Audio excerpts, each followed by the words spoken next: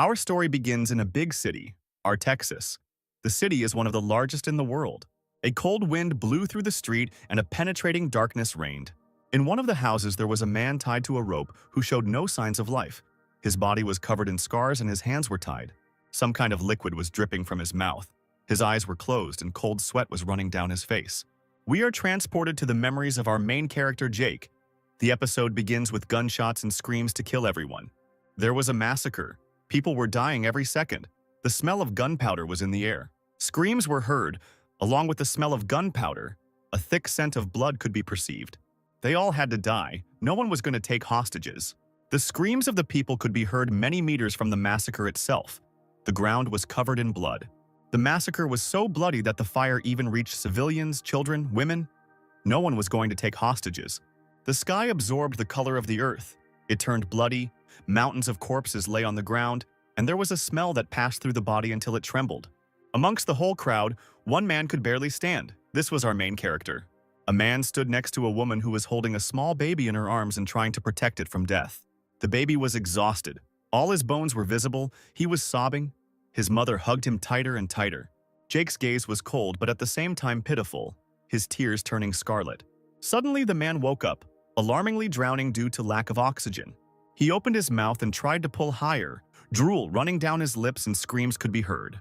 His entire body tensed, every muscle trying to rise to survive. Jake lifted his legs to loosen the rope around his neck. He pressed his feet against the ceiling and pushed with the last of his strength. Suddenly, a rope shot out from the ceiling and our main character fell straight to the ground. Lying on the ground, the main character showed no signs of life for several seconds, his body tense. When suddenly he grabbed it and started spitting, trying to breathe in as much air as possible. A few minutes later he lay down, held his breath and exhaled with some bitterness. He was dissatisfied. There were 2 syringes and 2 pills on the windowsill. The syringes were empty and the needles were wet. Taking the rope off his neck, the main character thought that he was useless because he couldn't die. After the rope is thrown around the neck, the body of the main character appears before us, which speaks for itself that he has experienced a lot. It's a working day, everyone is going to work, there is a kind of pain on people's faces and in the background. On huge televisions, there is talk of some creatures having been discovered in some cities in their country. There is also a story in the subway that the police are doing everything possible to understand the reasons for the appearance of strange creatures. The population of the cities is in panic. The journalists showed what was happening in the cities and also added that the government would soon provide all residents with a shelter where they could hide from the monsters. The city is in an uproar. It would seem that recently everyone was living a normal life, but everything changed literally overnight. The man, hooded and trying to hide his face, remained thoughtful. Some alarming screams from people were heard in the building. As he thoughtfully approached a shelf with some liquids, a cold sweat ran down his body. Someone was watching him.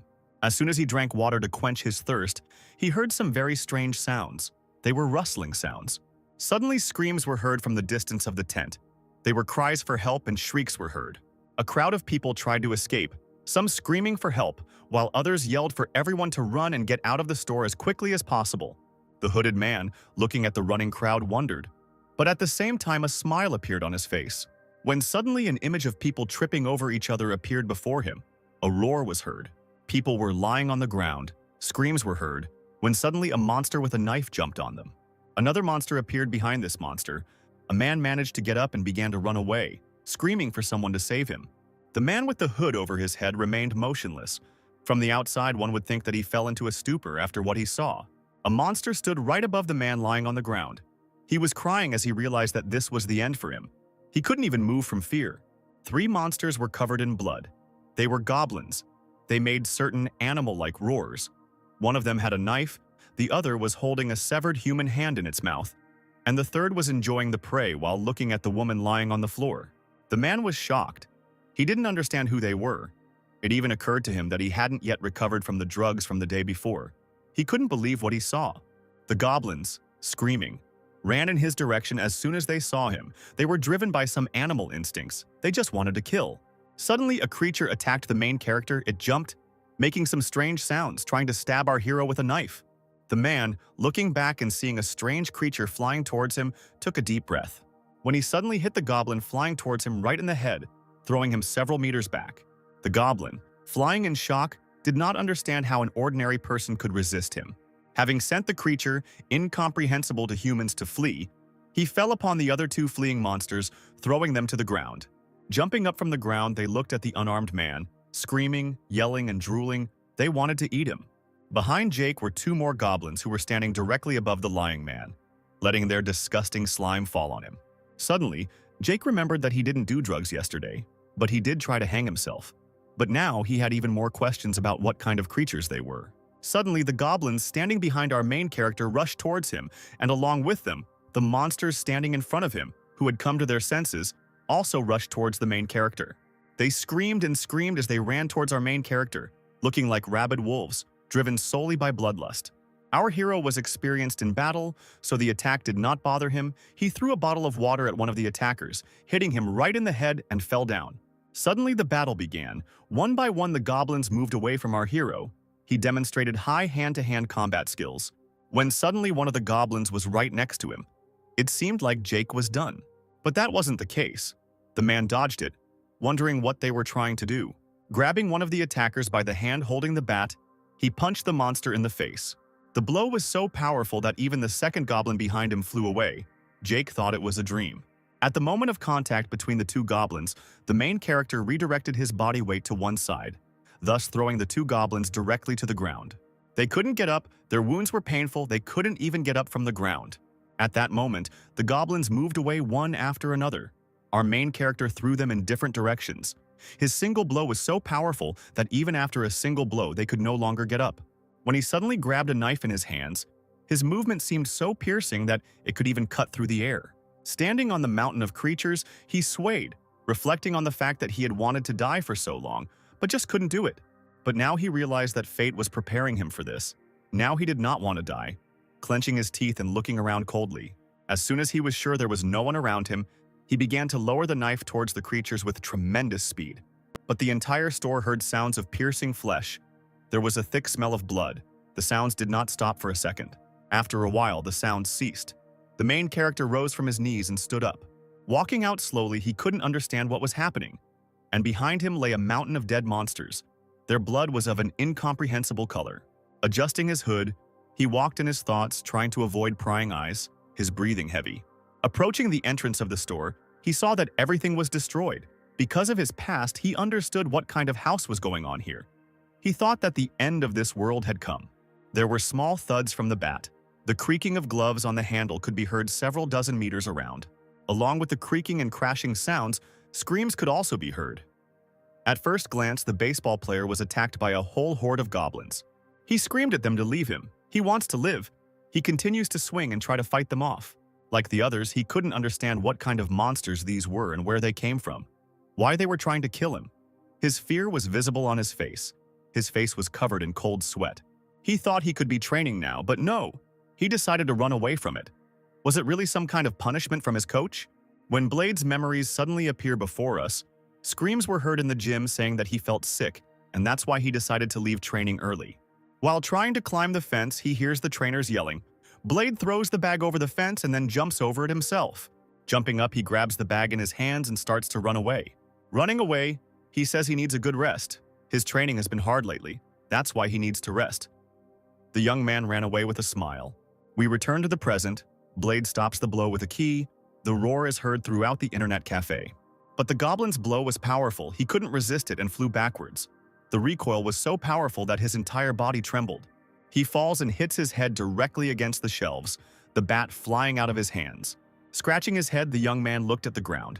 The blow to his head was strong, so the boy came to his senses only after a few seconds. When he came to, the goblins were already almost close to him. But suddenly, some object flew towards one of the goblins. The blow was strong. It sent the goblin flying. Someone threw a frying pan at them. The falling leprechaun fell on another leprechaun running nearby and they fell. When the main character suddenly appeared, his punches were so fast that it was not really possible to see his movements. But splashes of blue blood spread all over the store. Having finished off the fleeing monsters, he ran towards the two lying on the ground. The goblin was shocked, and fear also took hold of him. Seeing the goblin's eyes, the main character wondered if these monsters could feel fear. Maybe they would understand us. They died in an instant, throwing the screwdriver to the ground. He exhaled heavily again. Adjusting his hood, he asked Blade if he was alive, and if so, told him to follow him. Jason removed his hood and looked sternly at the boy, and added that if the boy wants to survive, he must follow all his orders. Sweat ran down Blade's face. In a surprised voice, he replied, well, he couldn't believe that he had survived, and also that some person could face a horde of monsters. The main character looking to the side, the baseball player did not understand what Jason could see in the distance. When Jason suddenly ran to the side, the boy yelled at him to stop, but he didn't listen. The boy couldn't believe how he could leave him so easily. Grabbing the bat, he thought it was better with it than empty-handed. Upon reaching the man, he asked him why he had not waited for him. When he suddenly saw a huge monster, Jason's gaze spoke for itself. This monster was much more dangerous than all the previous ones. They were shocked by what they saw, because this incomprehensible creature seemed much more dangerous than those they had already encountered. From Blade's eyes, anyone could understand that the boy was very scared. Jason only showed a look of surprise. When suddenly a huge monster moved to attack the man, the guy couldn't even move, he just tried to defend himself. At that moment, our main character was already rushing to his aid, who grabbed his head and tried to save the unarmed guy. The monster noticed a man approaching him, who showed no fear. Jason's gaze was as stern as could be. With just one look, he showed his advantage in strength. As soon as the monster was in the man's strike zone, he hit him several times with a bat. The blows did not stop, wounding the monster one by one. It seemed like the monster was about to fall from the amount of blows it was dealt. The blows were so powerful that the roar spread throughout the entire store. The main character was a little surprised that his punches felt like he was punching a mountain. Like a friend, the monster grabbed our hero's bat, preventing him from landing another blow. His grip was so powerful that it could break an iron bat. Holding a bat in its left hand, the strange creature attempted to strike Jason, but he immediately dodged it, tilting and bouncing off the ground. Jason grabbed the racket, broke part of it off, and made a sharp stake out of the end of the handle. With quick movements barely visible to the eyes of an ordinary person, the man struck the monster. The goblin screamed with incomprehensible screeches, trying to grab our hero. But before he can grab Jason, our main character hits the huge goblin with the sharp end of the racket right in the eye. The creature is confused, screams in pain, covers the wound with its hand, its eye is bleeding. The monster is furious at what is happening, because just as an ordinary person can fight him, he can also inflict injuries on him. The goblin becomes enraged. His scream is so loud that it blocks the ears of many meters around him. For a second, even the main character hesitated, falling into a slight stupor at what he saw. Blade was still in a stupor and couldn't move, staring at what was happening. The people lying there thought their end had come. They couldn't move to escape. Tears were running down their faces. The main character, grabbing the bat, exhaled deeply. At that moment, a creature had already attacked him. Its movement seemed so great that it was comparable to a rock falling directly on our hero. Jason, screaming incomprehensible sounds, raised the bat above his face. Thus, trying to block the goblin's blow, the bat cracked again. The man flew backwards, hitting the shelves behind him directly with his back. Our hero didn't get up, but the monster just stared at the ground with his hand raised, showing his advantage. Grabbing the handle of the racket, the goblin noticed a man standing behind him and not moving. It was Blade. The creature, looking at the guy, took part of the racket out of his eye. Sweat ran down the young man's face as he thought about how things could have changed if he had stayed to train instead of running away. The goblin threw the racket part aside. Blade began to tremble in fear. Everyone around them understood that the only one who could protect them was either dead or so injured that he couldn't even move. The boy looked so scared that his eyes rolled back in his head. His mother thought the boy had died of fear. Blade begged his body to move, huge beads of sweat running down his face.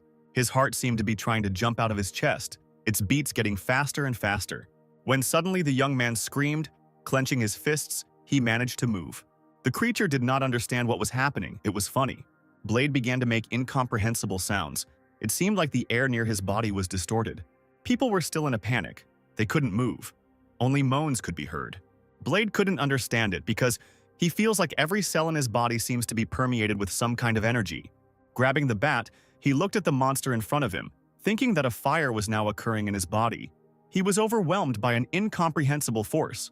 Suddenly, Jason jumped on the goblin's back and wrapped some kind of thread around its neck.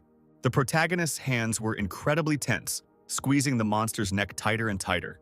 Blade shouted, "Boss!" He was glad to see him. Jason at that moment continued to squeeze the creature's neck more and more. After a thread in the hands of our main character stretched to such an extent that it looked like a razor, he jumped off it. Throwing the monster to the ground, Jason told the goblin he greeted him, as while he could still move, The creature tried to resist. But suddenly the man changed his grip, pressing his back against the goblin's back and pushing him further down. Jason turned to Blade and asked, or if he was still passed out, if he really had a bat in his hands for the beauty. The young man did not know how to respond to his companion's call. Suddenly, without realizing it, Blade ran towards the monster and dealt a powerful blow. Blue blood spread out for several dozen meters around and the sound of bones breaking could be heard. Dozens of people were lying around, shelves were broken and chaos reigned everywhere. People set up shelter right in the tent. They were afraid to go out because they didn't know what awaited them there. The human spirit was broken. They did not know how to live any longer. As Blade and Jason approached them, they looked at them frantically, hoping they would give them at least some hope of life. Blade couldn't believe that just 7 hours had changed his life so much. He couldn't believe that the problems from before were so harmless compared to those of now. The young man looked at Jason. He was curious to know about his past. He understood that his past was difficult. There were only a few people left alive, and it was thanks to Jason. If it weren't for him, everyone would have died. Even I would have died, Blade thought. Blade evacuated the defenseless, and Jason himself killed these creatures. There was not a drop of confusion in his gaze, only confidence. Everyone panicked, but not our main character. He easily defended one department of the store after another. But to Jason, the situation seemed as absurd as possible. Looking at Blade, our main character asked him to take off his gloves. The guy could not believe his eyes because a kind of tattoo-like mark appeared on his hand. This power manifests itself only in 4, perhaps 5% of people who are called awakened. The man, talking to the boy, told him that in their situation it was necessary to transmit information faster, so they would give this thing a simple name.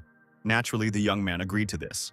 Taking a part of the goblin in his hand, the main character added that most likely this mark is somehow related to these creatures, but he does not know how yet. He also added that some properties can be viewed by phone. Jason ordered Blade to transfer all the goblin corpses to the meat department of the department store. The young man was stupefied by the order, because before that he had never had to do this. He was fed up with the corpses. The guy reasoned that he probably guessed why Jason needed bodies in one place. Because he was covered in blood, and in principle, in general terms, he probably understood why he needed them. At that moment, the man put his new strength to the test. He also shared the information he knew with others. Despite the panic, people believed the man in front of them because they considered him a hero who saved them. After all, if it weren't for him, most people would have died at the hands of monsters. He also recently taught a lesson to 3 attackers who tried to take advantage of the panic. And thanks to this, people began to trust him even more. Standing in front of the people, he wanted to share more information in front of them. When suddenly a woman in a white robe stood up and showed the mark, wondering what it was. Blade recalled that this woman was trying to resist those people who wanted to take advantage of the situation and cause even more panic. At that moment, Jason put on his hood and began to tell how to survive. You only need to think about yourself. But he was going to talk about all the eels, and he also added that there was no point in hiding information because the end of the world was approaching. He also let out some crystals. The woman was interested in this, so she asked the boys what crystals they had just talked about. The man, with a stern face, began to talk about crystals. After his story, many were shocked, because how is it possible that there are crystals in the bodies of monsters and why do they need them? He also added that by using the phone, one can see the characteristics of both monsters and people, and crystals are needed to enhance one's own characteristics. He also added that they need to get out of here, but the woman objected. The main character began to explain that this was just a temporary shelter. The monsters would soon arrive here again, but the woman objected that the situation outside could be much worse than now. But Jason, without letting the woman finish, said something like no one would come to save them, since in 6 hours no one even tried to get in. And how can she say that the situation outside is worse than here if she wasn't there? The main character stood his ground to leave this store as quickly as possible. But the woman continued to challenge this position. The woman began to scream that the place was safe at that moment, that not everyone would be able to move quickly, that there were children, elderly people, and injured people in the store. Suddenly, Jason looked anxiously toward the entrance. He shouted at everyone to get away from the entrance. No one understood why or why they should get away. Suddenly, there seemed to be an explosion. The entrance shattered. People fell to the ground. Blade and Jason immediately realized what was happening. The woman was in shock. A huge monster emerged from behind the broken body. It was larger than the previous one. The roar it made was much more terrible than that of that huge goblin, and its mouth was bigger. Jason frantically said that everyone should stay where they were. This creature was more dangerous, much more dangerous than the last one. But in just a few moments, with just one blow, several people were sent flying through the air, blood filling everything around them. Blade's hand began to glow with a blue aura again. He gathered everything into his hand to attack the monster. Suddenly, the monster flew out, slamming its back into a concrete wall. He kept pushing the monster against the wall with his strength, which was getting stronger and stronger. But the energy took a lot of strength from Jason. He felt his strength gradually leaving him. He said the monster appeared at the right time because he wanted to test his new abilities. Everyone was amazed by the strength of our hero. They compared it to the power of a tank. The woman in the robe, without thinking, agreed that it was not safe to stay here. There was a crack in the wall, a roar of concrete breaking, and the monster's body trembled. The monster managed to touch the ground with its foot. It tried to push itself off, gathering all its strength in its legs. Jason's face was covered in sweat. As his strength was leaving his body, he thought he would easily break his neck, as it was very easy for him to bend the iron between his teeth. His companions realized that he wouldn't last long. Jason yelled at Blade to get everyone out of here. The guy didn't know what to do. While Blade remained in a stupor, the monster began to scream. There was a roar. The monster was able to move, thus reflecting its compressed aura. The recoil caused the man to retreat slightly, leaving his body weak. An ordinary person wouldn't be able to stand after losing so much strength. But Jason's body was toughened by numerous battles and training. When suddenly a loud crunch of sneakers echoed on the floor, Blade took the weight in his hand and together with it ran towards the huge monster. He screamed. He wanted to kill this creature and protect his comrade. Approaching the huge monster, he struck it, and there was a roar from the impact. The young man was glad because he hit the target. When suddenly he heard Jason yell at him to be careful. Blade noticed at this moment that the weight was broken. This surprised him. Turning around after his companion screamed, he saw that he was about to be attacked by this giant. As he tried to block the blow, something in his hand creaked, and the pain Blade had felt at the moment of the blow could be seen on his face. The monster with its colossal blow threw the guy several meters away. The guy even turned around several times, groaning in pain. The survivors were shocked by the power of the giant. They did not know what to do, because all hope had been broken. Blade lay on the ground, spitting blood in his body in great pain. At that moment, Jason ran towards the monster. He thought he had slightly miscalculated its capabilities, which was why it got tired so quickly. As he approached the monster, he tried to gather his energy into his hand again. But when he suddenly realized something, he was shocked. The monster was also approaching our main character at that moment. Jason quickly stopped and then jumped slightly to the side. Having gathered enough energy in his hand, Jason smiled, as if he was enjoying the battles with these creatures. Raising his hand into the air, he began to release his aura, his face looking sinister. The monster was a little stunned, making some sounds. He looked at the man. The giant tried to charge at our hero, but he jumped even further to the side. There was a roar. Huge clouds of dust rose.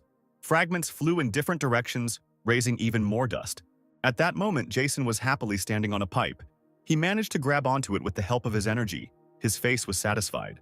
There was a loud bang and the wall broke. Jason was a little cautious and his eyes showed a bit of weakness. Jumping up, he watched the actions of a huge creature, which had just broken through a huge concrete wall with such ease. When he suddenly grabs a canister of fuel, at the time of the fight he could already look around and build a plan in his head. Opening the can slightly, he threw it straight at the monster, taking out a lighter and lighting it, a small smile showing on his face. With his strong movement, he sent the lighter flying straight towards the giant.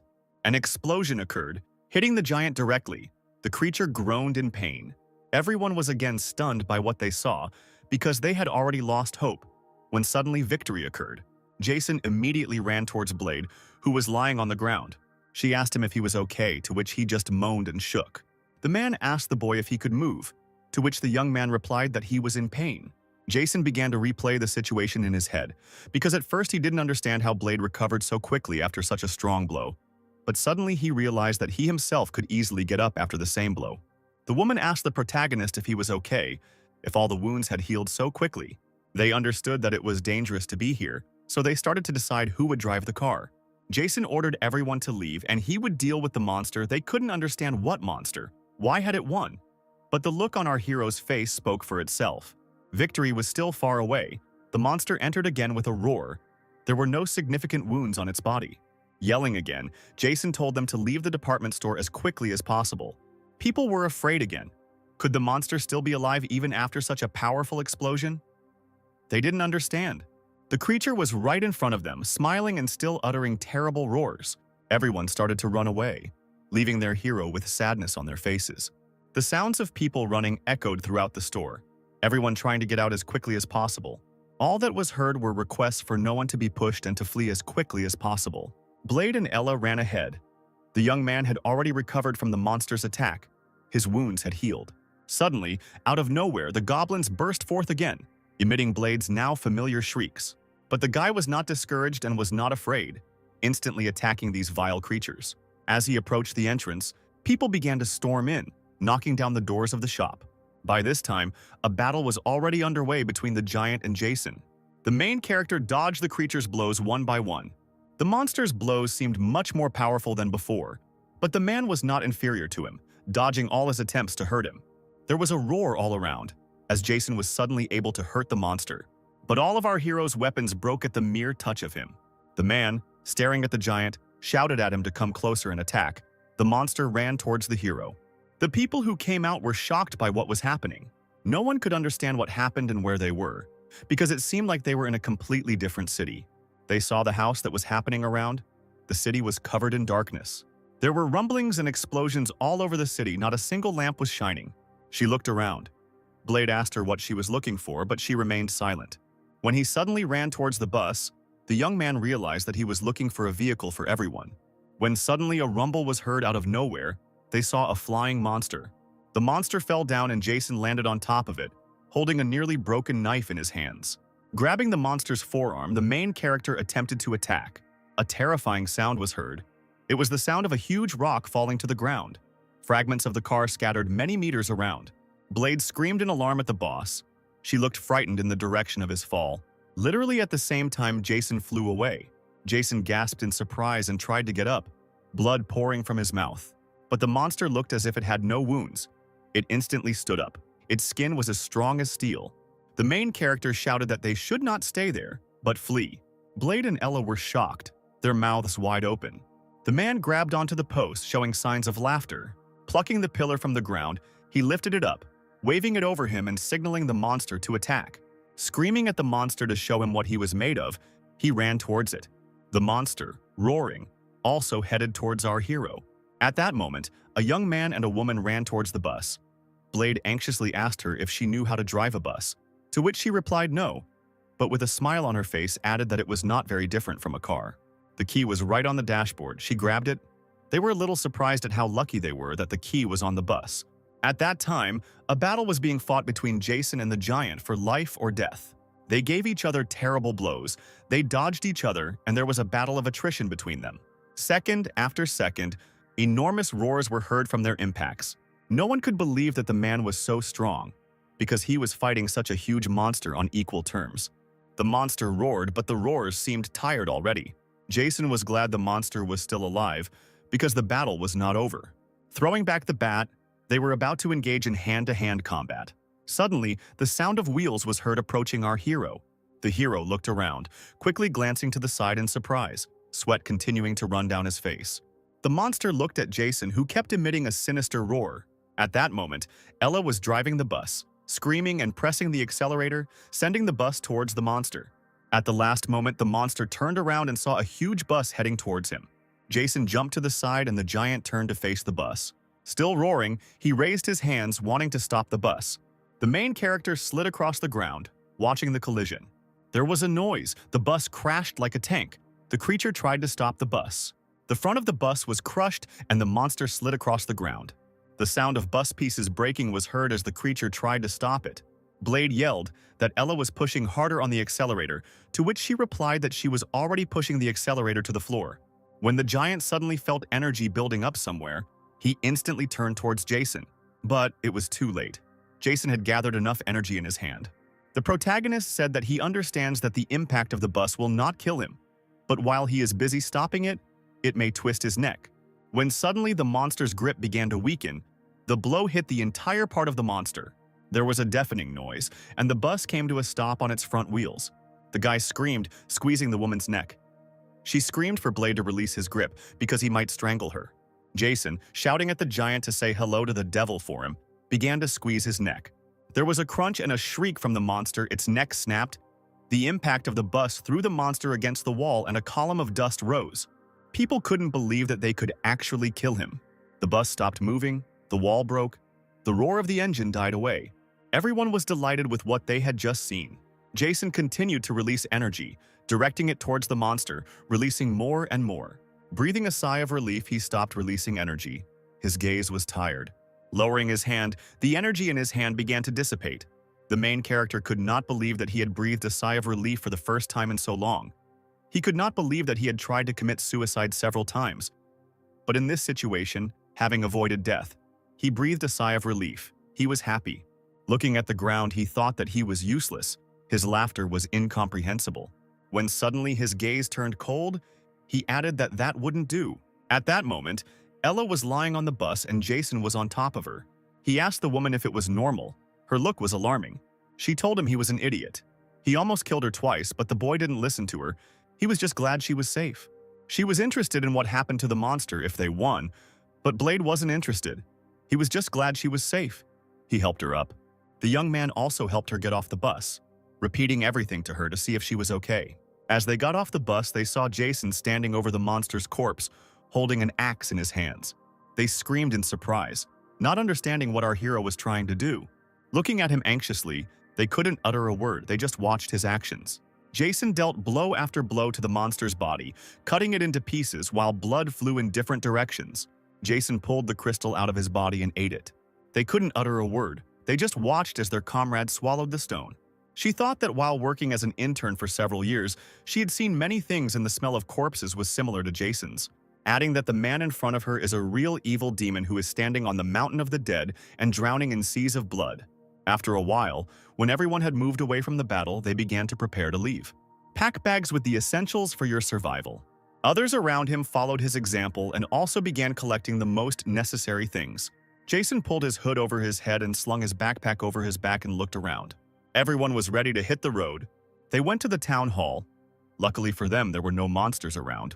Everyone breathed a sigh of relief. But the main character invited everyone to move on. But this time, only the awakened ones can move forward with him.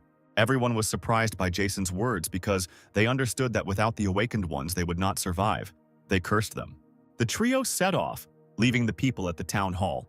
Blade and Ella understood that the town hall had enough medicine, food, and weapons. They reinforced the doors with machines. Their chances of surviving there were much greater than continuing with Jason. The people who remained in the mayor's office could become easy prey for the monsters because no one knows what awaits them next. They tried to convince themselves that they had made the right decision in leaving them there. Now they were moving to the military district. On the way there was supposed to be a police station. They wanted to take weapons there. Jason said he would go ahead, let Ella and Blade follow him, but he wouldn't relax and look around. He added that any mistake they make could result in their death, so they must be careful. As they entered the station, they saw mountains of corpses and the smell of blood in the air. Jason, leaning over the first person lying on the ground, said that he died about 6 or 7 hours ago and that the cause of death was a bullet that went through him. Our hero also gave the order for Blade to remove the corpses and block the doors as much as possible. She looked at the dead bodies of people. Jason looked around. The woman noticed one of the bags. It seemed somehow significant to her. Taking a mug out of her bag, she showed it to her companions. Opening the phone, he pointed to the cup, which gave him information about her. Jason read that this was God's healing cup. Blade was delighted, because this was something very important. The main character, looking at the young man, made it clear to him with just one look that there was no need to shout. Holding the bowl, he began to absorb her energy. The bowl began to fill with water. There was a splash and a certain sound coming from inside. At first, no one understood how the cup was filled, except that it was filled by itself. It was also illuminated with a bright aura. They decided to check it out. They started pouring water on Jason's wounds, when suddenly some steam started coming out and the wounds began to heal. Blade shouted that his sister is now his healer. This is wonderful. Jason smiled. The man also added that the risks of using them are still high, because they consume a lot of energy, but they are very useful. The man found several pistols and began to explain how to use them. The girl and the boy were happy with the find. They, of course, did not know if they could use it, but now they have a means of protection. When suddenly a cold sweat ran down Jason's face, his companions asked him what happened and why he was so tense. Suddenly, Jason's look changed. He became even more scared. The young man's gaze was even more frightened and a tremor ran through his body. She and Blade fell to the ground shaking, their strength seeming to leave their bodies. Jason ran to the door. As he opened the door, he felt a kind of horror. His face was covered in cold sweat again, his gaze unchanged. He looked up at the sky and saw something terrible there. Something was flying right above him in the night sky. There was a loud cry of powerful blows that seemed to cut through the air. It was a huge monster. It was much bigger than the others. Its aura was overwhelming. Jason's body trembled slightly, for this was another fight with a powerful creature. His whole body tensed, and his gaze became stern. It seemed like the main character was scared. But no, he was delighted with what he saw. He didn't understand where such power came from, because he simply flew past them. But his body was shaking. He felt danger. But at that moment he heard some sounds. Turning to his companions, he realized that it was not only his body that felt fear. A girl and a boy were lying on the ground, their bodies exhausted.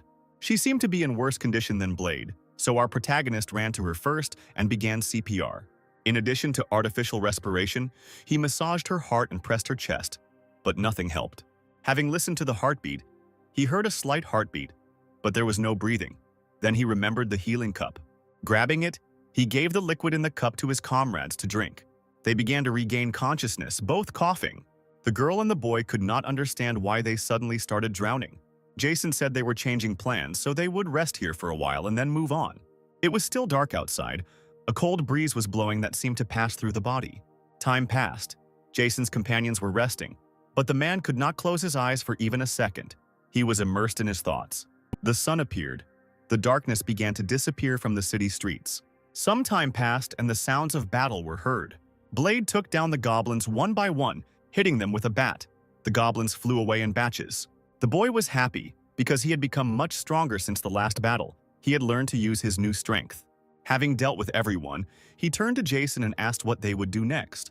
Cutting down the goblins to obtain their crystals, the man told his comrades to use their power properly because no one had yet mastered it perfectly, and any mistake could cost them.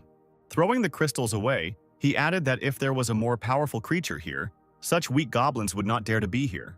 While eating the crystals, Ella said that they tasted like this. Jason added that they were getting out of here. The girl thought they had been wandering around here for half an hour, but she felt as if they weren't avoiding the monsters, but rather searching for them. At this moment, the man was thinking that such weak monsters needed to be hunted. At this rate, they would accumulate strength slowly but surely. At that moment, gunshots were heard nearby. The military created huge barricades and fired at the monsters. The crowd of soldiers fired machine guns, and the overwhelming sound of numerous gunshots could be heard. The goblins fell one after another after being hit by the bullets. They were a huge number. They were countless. One by one they tried to break through the barricade, but they couldn't get through. Along with the sounds of gunshots, the screams of pain from the monsters could also be heard. A soldier was reloading his machine gun. He was the commander of the defense. He shouted to his comrades to hold the defense line and not let anyone through. When suddenly a roar began to be heard. A loud roar was heard. The little monsters turned around and a huge goblin appeared behind them. The military were shocked by the size of the monster. When suddenly their commander shouted at them not to stop shooting, the shots were heard again. He also added that they took out grenades. The bullets, one after another, pierced the body of the fat monster. After removing the grenades and removing the pin, the soldiers one by one began to throw the huge thing in that direction. Explosions rang out one after another. The little goblins died one by one. One of the soldiers hit the monster directly in the head with a grenade, and an explosion occurred. A fire broke out in the creature's body. The heat seemed to burn the monster's body, but the flames began to subside and its wounds healed instantly. The fat man breaks the defense, breaks the military formation. The soldiers begin to retreat. Following the fat man, little monsters began to attack people and people's screams could be heard. The smell of blood rose into the air and red filled the ground. The commander shouted at them to move to the next line of defense. But the monster did not stop attacking people, killing the soldiers one by one when suddenly it found itself right next to its commander. But he managed to dodge the powerful blow and the roar of the earth breaking could be heard. The monsters kept attacking. It seemed like they had no end. But the girl commander fought against the creatures that attacked her. Turning around and staring, the girl saw a large man approaching her. His body hesitated for a second. The tremor passed. He realized he had no time to dodge it. The monster's hand was caught right in front of the soldier's face. She didn't understand what happened. Jason was nearby, who stopped the monster's blow. The military brigade did not understand what was happening, how they could stop the advance of the monster. There was a crash behind Jason. He told the girl that he would leave if she wanted to live. At that moment, Blade was already attacking the monster, hitting its neck with a bat. He struck the monster's face with blow after blow and terrible sounds were heard. Blade yelled at him to pay him back for his many kills. As he shouted this, he continued to deal terrible blows to the monster. The girl, lying on the ground, could not believe her eyes, because the firepower of the machine guns could not inflict wounds like those he inflicts with a common bat. Blade stopped attacking the monster. At that moment, Jason shouted that they were leaving. The young man grabbed the girl by the hand and began to run away.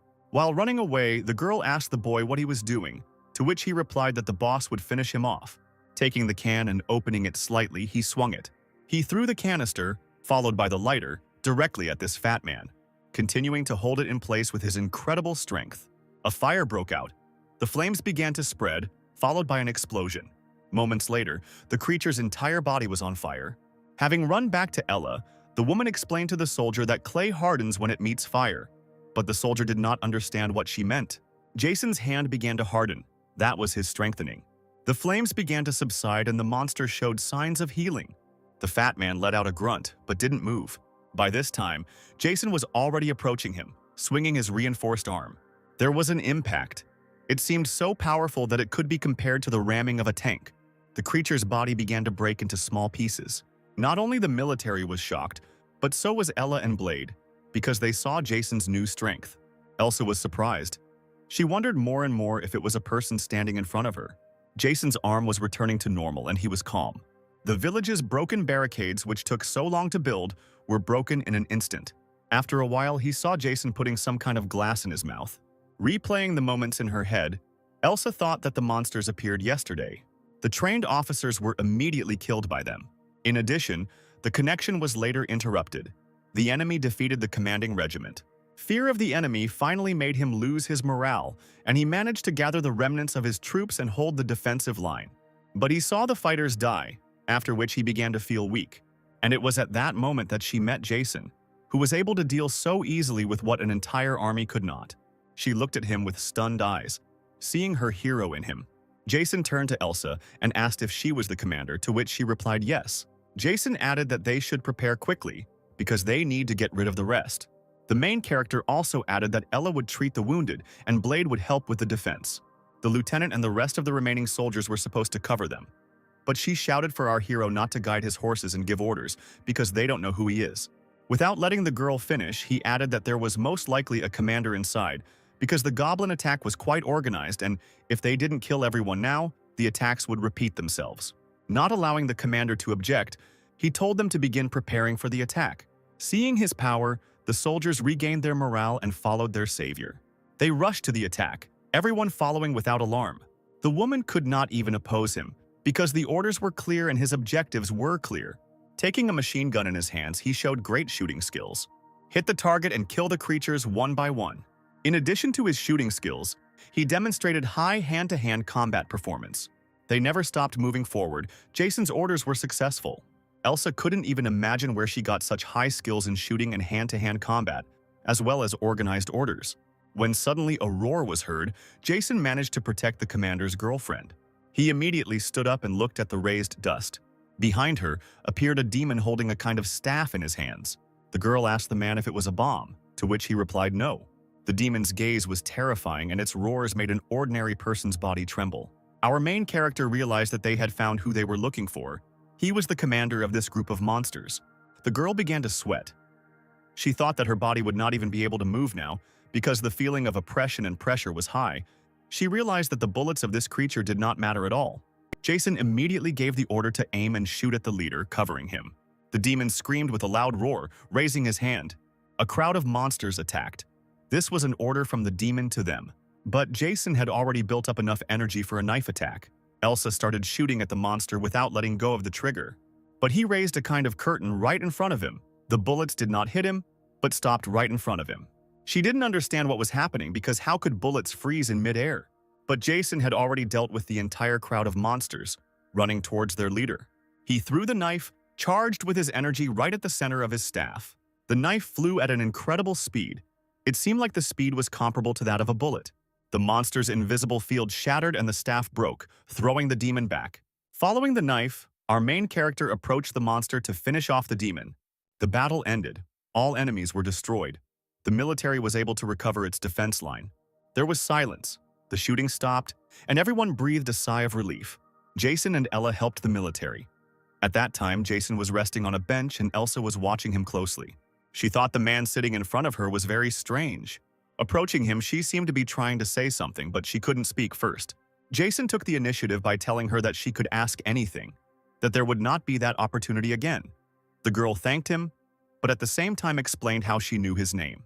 Our main character said that his grandfather is a brigadier general, and they met 5 years ago in the military district.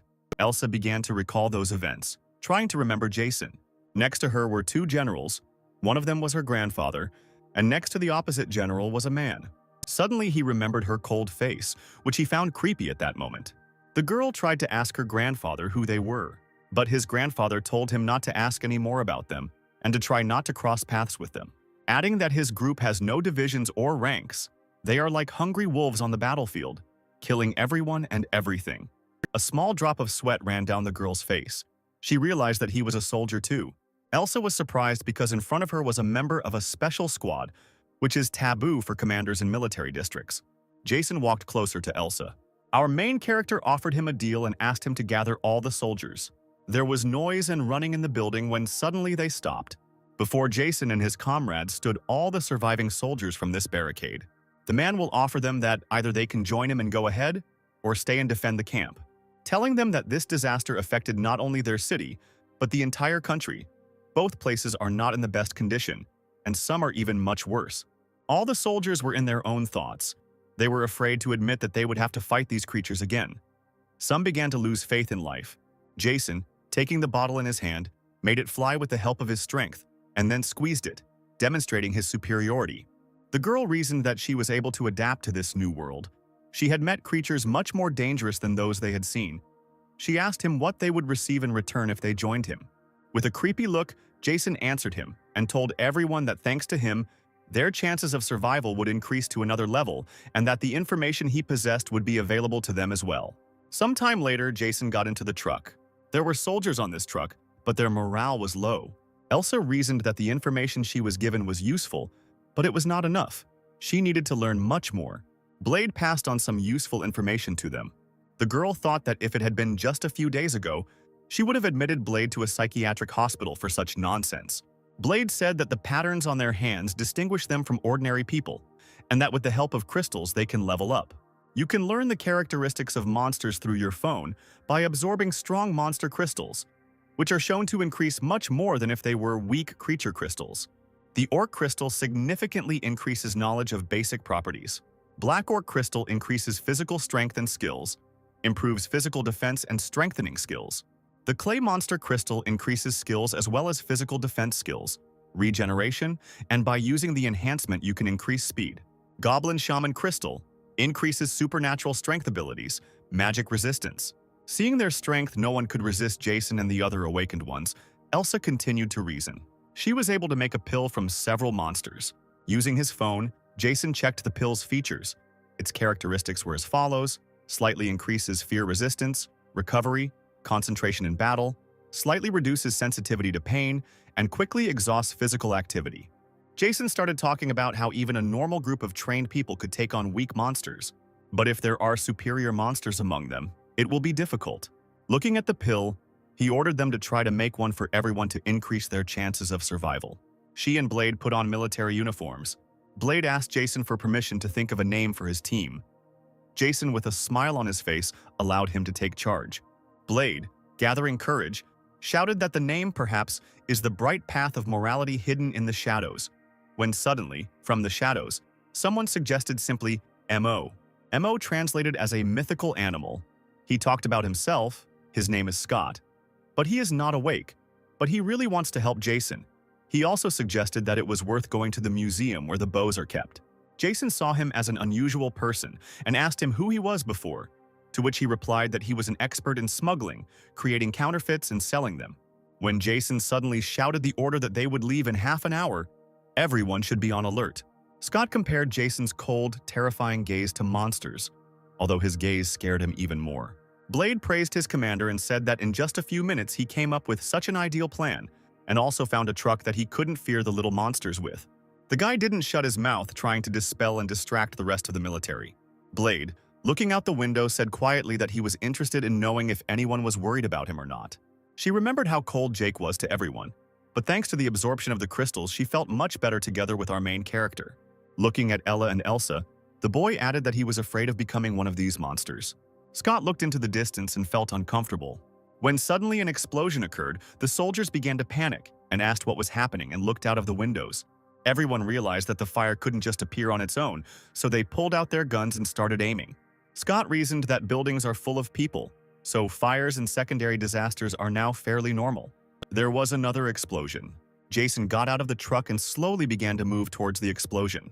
Stopping, he looked in the direction of the explosion, trying to see the cause. In an incomprehensible voice, he ordered everyone to take pills and prepare for battle. No one understood why their commander's voice changed so much. After giving the order to the others to wait for the order while Ella attended, he stepped forward, adding that Scott would come to fight him. The expert was shocked by this. The young man was shocked by the fact that he was sent into battle, but he still did not understand what was before him. In front of him were a large number of skeletons that looked like wolves. Jason told the guy to hold on for 3 minutes, fighting with those in the car. After asking him why he would fight alone, suddenly there was a loud bang. A supreme monster appeared before them. Everyone trembled at the sight they saw, for it was larger than the others, and its bloodlust could be felt even inside the van. Suddenly the monster howled, pulling out its claws. From his howl arose a great wind that seemed about to knock Scott off his feet. The monster looked towards the truck, growling. When suddenly gunshots rang out, Jason said he would take care of him. A crowd of small creatures ran towards the soldiers, emitting shrieks. Jason fought back to back with Blade, throwing the small creatures one after another, trying to get closer to their leader. When suddenly, our main character grabbed a machine gun and started shooting. The supreme monster dodged the bullets. Jason was a little surprised by the monster's speed.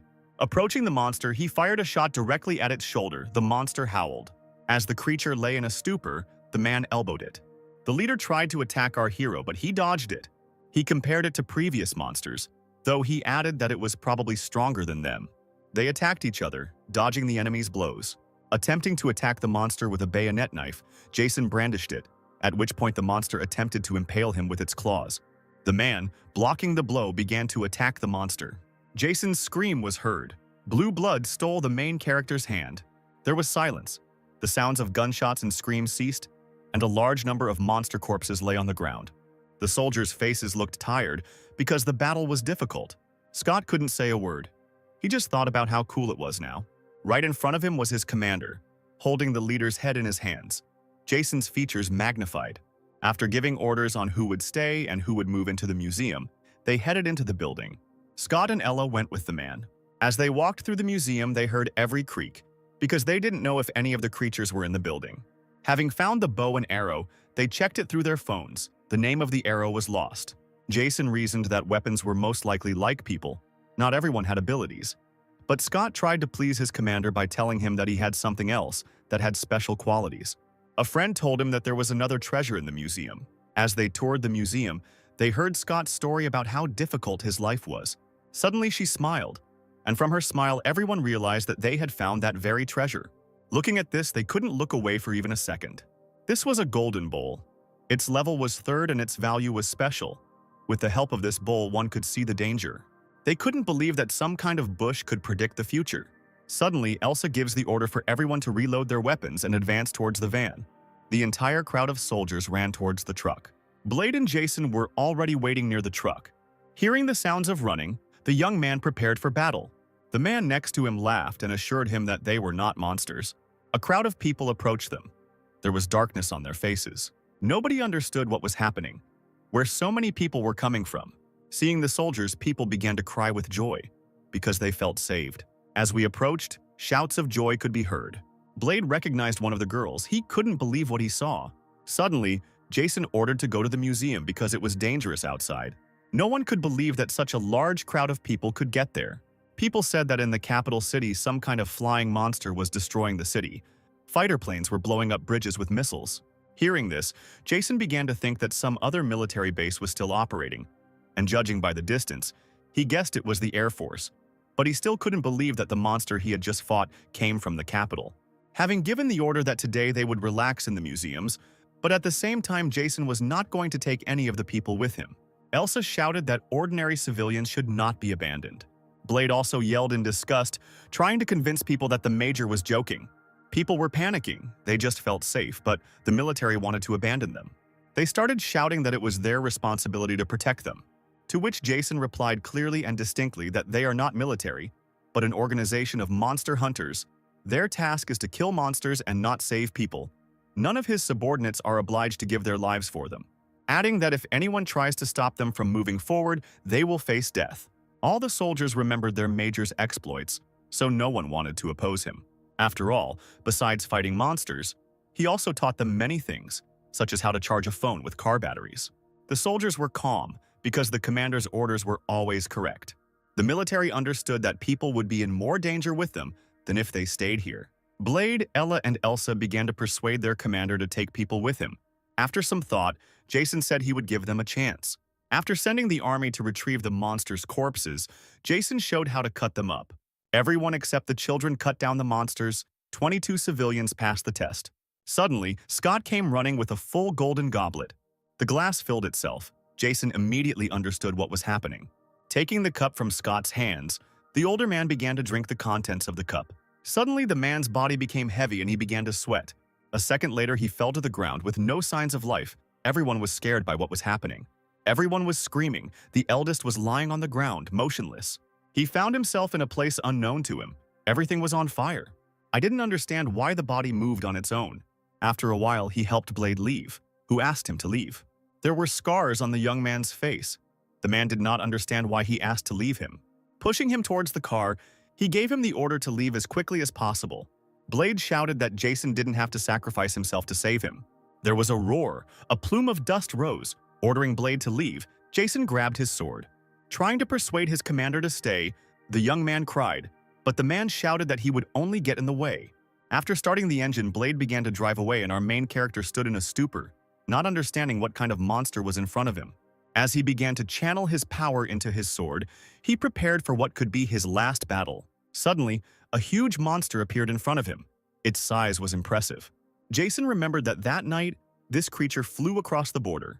Starting to scream, he ran towards the monster. When he suddenly opened his eyes, Scott, Ella, Lazy, and Blade appeared before him. Everyone started asking him about his condition, but he remained silent. Getting up, he grabbed his head. His head seemed torn apart. She said the cause of her fainting was unknown, but her condition was absolutely fine. When Jason suddenly said that he had seen his death in a dream, everyone was shocked.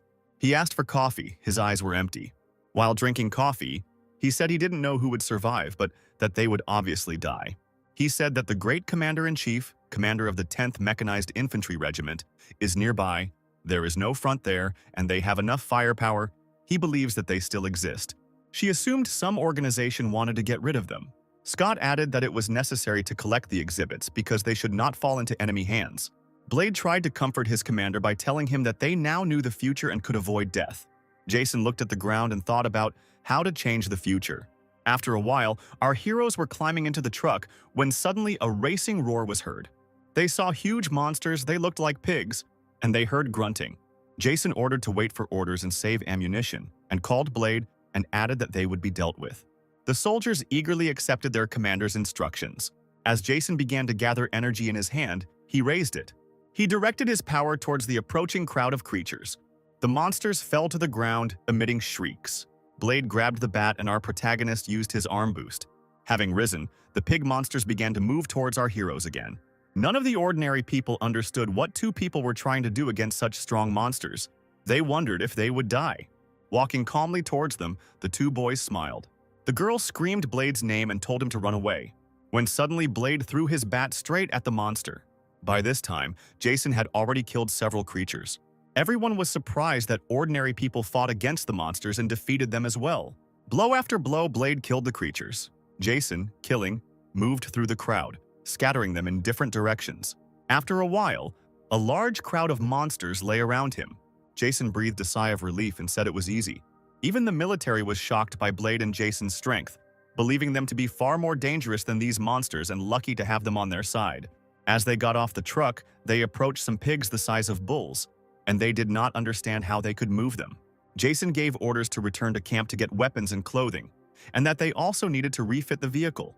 Everyone was busy with work and shouts of joy could be heard. I could feel the cold outside, the wind was blowing, when suddenly the sounds of an engine began to be heard. Everyone was on alert. They pointed at the car and the commander got out of it. With him was a girl in a military uniform. Blade said she was a nurse, who they found in the city while on patrol. They saw a severed head, but the cut was made with something sharp and clean. They also discovered another organization called Miami.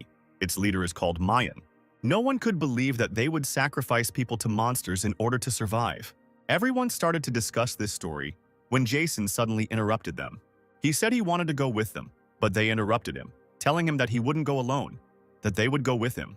Jason added that they are scared, that they just need to kill their leader and be done with it. He also said that they shouldn't fight the entire group and that he doesn't know their strength either. After a while of silence, he said that he was good at stealth killing. No one understood his commander's words. Before the elder left, she asked him to come back alive. It was snowing, and it was starting to feel like winter outside. Inside the building, there was a crowd of people discussing the arrival of the cold. As they sat, they discussed that Squad B had gone to deal with a creature that was trying to escape. From their conversations, it was clear that their explorer had not returned. Jason stood with his mask and hood up, looking at the building. There was a huge crowd of people behind him. He had to manage in an hour. There was a knock on the door. The Mamie group members thought it was a scouting squad. Suddenly, a truck burst through the gate, sending a crowd of people flying in different directions. Screams began to be heard that they were being attacked by an unknown person. The truck did not stop, but continued to accelerate. Suddenly, the door opened and a masked man jumped out. No one could understand where such a madman had come from. The truck crashed into the wall and a loud bang was heard. As they approached the truck, they saw that there was no one inside. They ran to find the person driving the truck. Suddenly, a masked man appeared, put a knife to his throat and asked him to drop the weapon. It was our main character, Jason. He was trying to figure out what kind of yellow-eyed demon he is to them. He also said that only the leader managed to survive the encounter with him, after which they regularly sacrifice people. A man from the Miami gang tried to appease Jason with the idea that he could spend the whole night with any girl and that they would also help him take him down. Jason slit his throat and said something to the effect that he didn't want a man who would betray his commander. The corpse of this man was lying on the ground covered in blood. Most likely he was not lying, our hero thought. He put on his mask and started to move forward. A crowd of people lay on the ground covered in blood. There were sounds of growling, pitiful moans, sounds of screaming, and the remaining members attacked Jason. A battle began between them. A large crowd of people attacked our main character. During the battle with one of them, someone attacked Jason from behind. Jason, with a quick movement of his hands, slit the attacker's throat. Another person attacked him from behind, but our main character, with a quick movement of his hands, stabbed him with a knife. He killed the attackers one after another, demonstrating his superiority in the use of bladed weapons. The attackers fell in front of him one after another, releasing rivers of blood. He left mountains of corpses behind him. All of them were dead. Walking a little further, he was surprised by the silence that alarmed our hero. He sensed danger but couldn't understand where it was coming from. When he suddenly felt the heat, he quickly looked around and saw something incomprehensible. 2 fireballs flew towards him at high speed. Having managed to dodge it, a loud explosion was heard. The fire consumed a large area. He reached for the gun hanging from his belt in a holster and took off the safety. Immediately aiming in the direction from which the bullets were coming, he opened fire. He was shooting at a man in iron armor. The bullets seemed to bounce off him. Jason was surprised that after firing a full clip, the man in front of him was still standing, only small drops of blood flowing down him. After reloading the gun, the main character continued shooting at the man in armor, but the man jumped back and hid behind the wall, after which he drank some liquid and breathed flames directly towards our hero. Jason was thrown back, but was able to regroup and get back to his feet, continuing to fire at his attacker. The masked man was still hiding behind the wall of bullets, trying to catch his breath. As Jason reloaded the gun, he started screaming, trying to tell our main character something. Our main character listened and heard him ask if he was a primitive hunter. He also said that he thought he was the only survivor in this city, but he is not, and he will have fun not only with monsters but also with elite warriors. He told him about the powerful monsters he fought. The main character listened to the story, wondering who he would fight now and where he got so much power. Jason thought about why he needed a monster and where he got that armor. Only a black monster with such powerful skin came to mind. The masked man asked Jason why he attacked them, and after a while he also asked him if he was really against his organization's actions. At this moment, a group of people were already gathering below, preparing to defend their commander, discussing the fact that there was only one attacker and that they could easily kill him in the midst of a crowd. They shouted that the future was in their hands and that they could restore the city and live in joy. They shouted that they would create a hunter organization. They were eager to fight with great enthusiasm. The masked man was glad that help had arrived so quickly. Jason was not embarrassed by his numbers, because the more opponents, the more panic can be created, and our main character is used to fighting with several opponents instead of one. A crowd shouted that they would now surround our main character and kill him. It would be easy for them, they thought. Having run behind the pillar, they saw no one. They began to panic and shout that he was not there. When suddenly there was a noise above them, they looked up and saw Jason, who was already aiming at them. They were surprised and scared.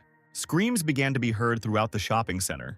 While Jason was facing a crowd of people, a masked man attempted to attack him. He shouted that he deliberately allowed them to attack to distract himself, and after a few seconds added that he died faster. Swinging the sword, a crash was heard. An entire shelf with some documents was cut off with a single blow, and the wind lifted off the swing.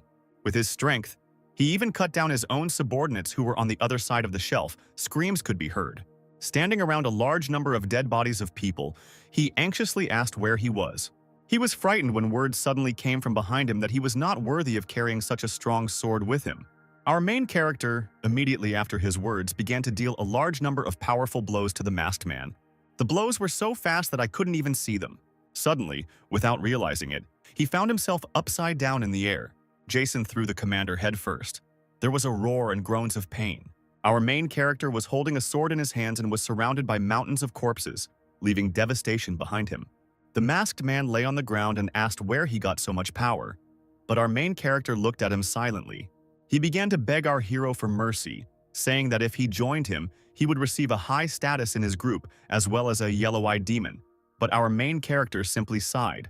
He repeated again in a whisper with a trembling voice, saying that he begged him to have mercy and not kill him. But our main character replied in a cold voice that he refused. Blood splatters spread to the side, even reaching the ceiling. Thanks to the victory over this group, our hero received the general's dagger, as well as firewater. Strange screams were heard in the streets. Our heroes stood in front of the masked man's subordinates and said that the awakened ones should become their dogs, and they should also give them a quarter of the crystals they received. But they shouted back that they did not agree to become his subordinates, and that they still served their commander Mayim. But Scott stood up and said to those who seemed not to understand what situation they were in, they got angry. They told him that they were awake and that he was an ordinary person and that he should not look down on them.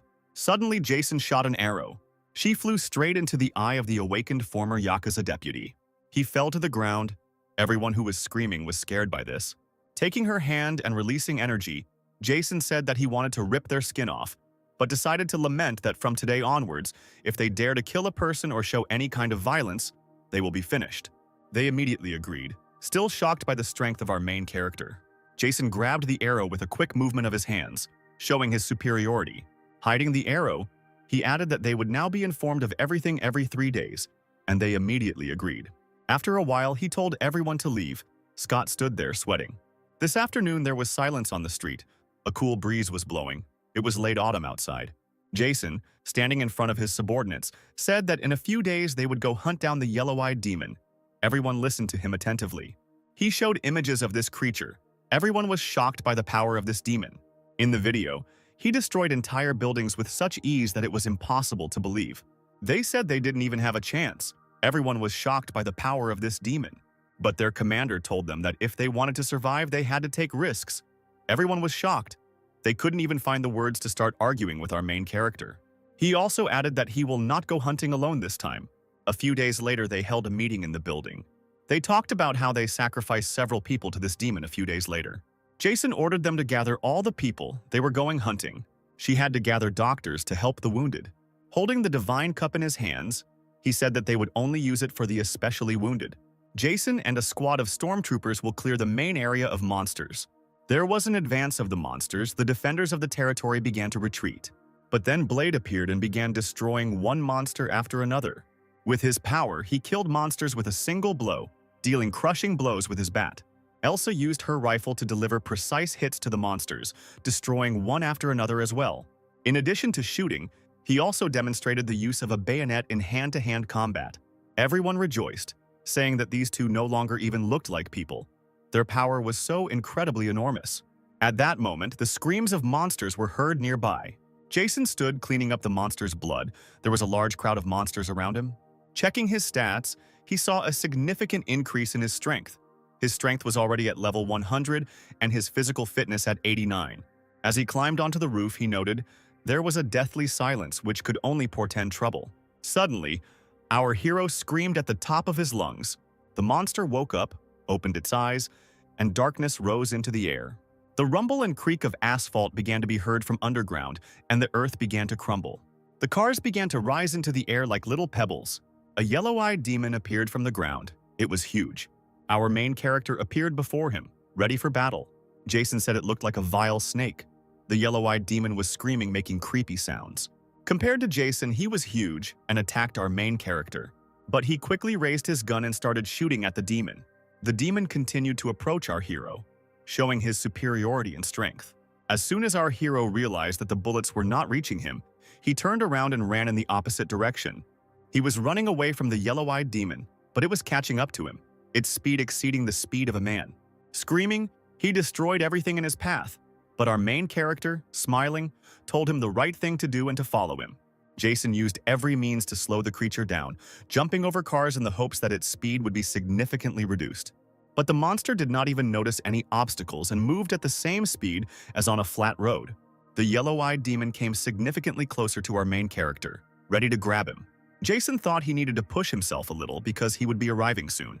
Behind him, the demon left destruction, and wherever he moved, a huge roar was heard. At this moment, the stormtroopers were on the roof, holding RPGs in their hands.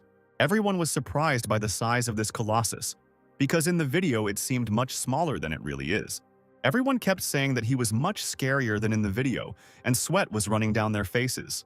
Jason, pulling out a dagger, told the yellow-eyed demon that this place would become his tomb. The stormtroopers held anti-tank grenade launchers in their hands. Their accuracy should definitely have been enough to eliminate this monster. Jason talked about how he had to lead the monster into a trap, and the stormtroopers would open fire on it. The main character said that not many people are needed, only 10 experienced grenade launchers are needed. He also added that he would use magic to delay him during the stormtroopers' attack and then finish everything on his own. He said that if their plan failed, they would forget about it and withdraw immediately. The monster attacked our hero, preparing to eat him, but our hero was not afraid and immediately began using magic to try to stop him. The yellow-eyed demon let out terrifying screams as it tried to eat our main character. Jason said out loud that this monster was simply amazing because such a strong pressure emanated from it, and also added that it would be very difficult for him to resist even for a second. But then Elsa ordered to shoot. Everyone awaited this order with fear. The 10 stormtroopers immediately opened fire on the monster. All the shots hit their target and explosions began to be heard from the impacts. A few seconds later, the entire yellow-eyed demon was covered in fire. There was a great roar of flames and the screams of the monster could be heard.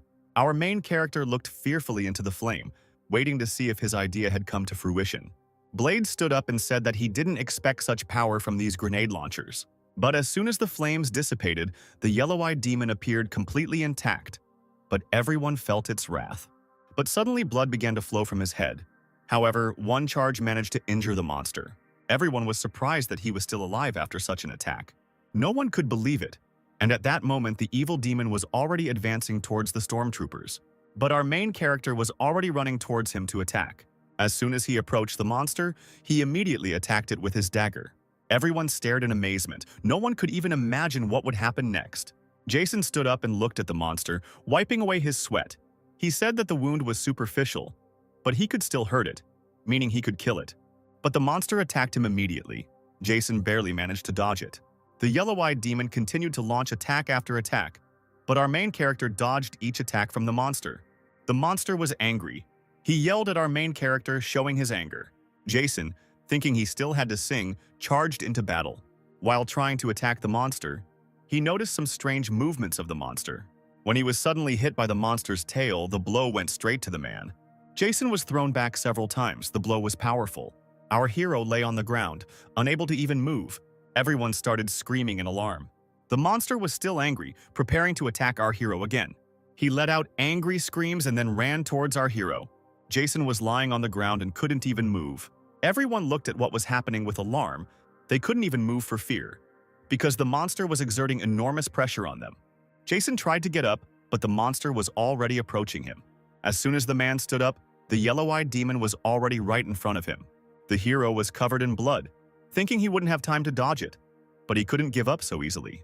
Scott and Elsa continued to anxiously shout Jason's name and beg him to run away as quickly as possible.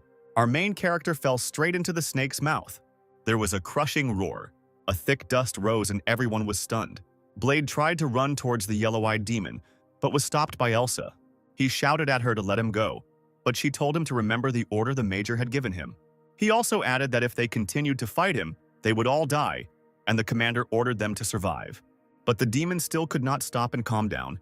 He destroyed everything in his path. Elsa shouted for everyone to retreat and that she would cover them. When Jason suddenly opened his eyes, he wondered if he had survived. At that moment, the yellow-eyed one tried to eat Elsa, but she jumped and was able to dodge the demon's attack. Jason thought he couldn't even move. He wondered how the others were doing, because they had angered the demon so much. Everyone was shooting at the demon, shouting that they needed to retreat. Panic began to appear in their ranks. Our main character was lying down and feeling sounds similar to a heartbeat. It lay right next to the yellow-eyed demon's heart.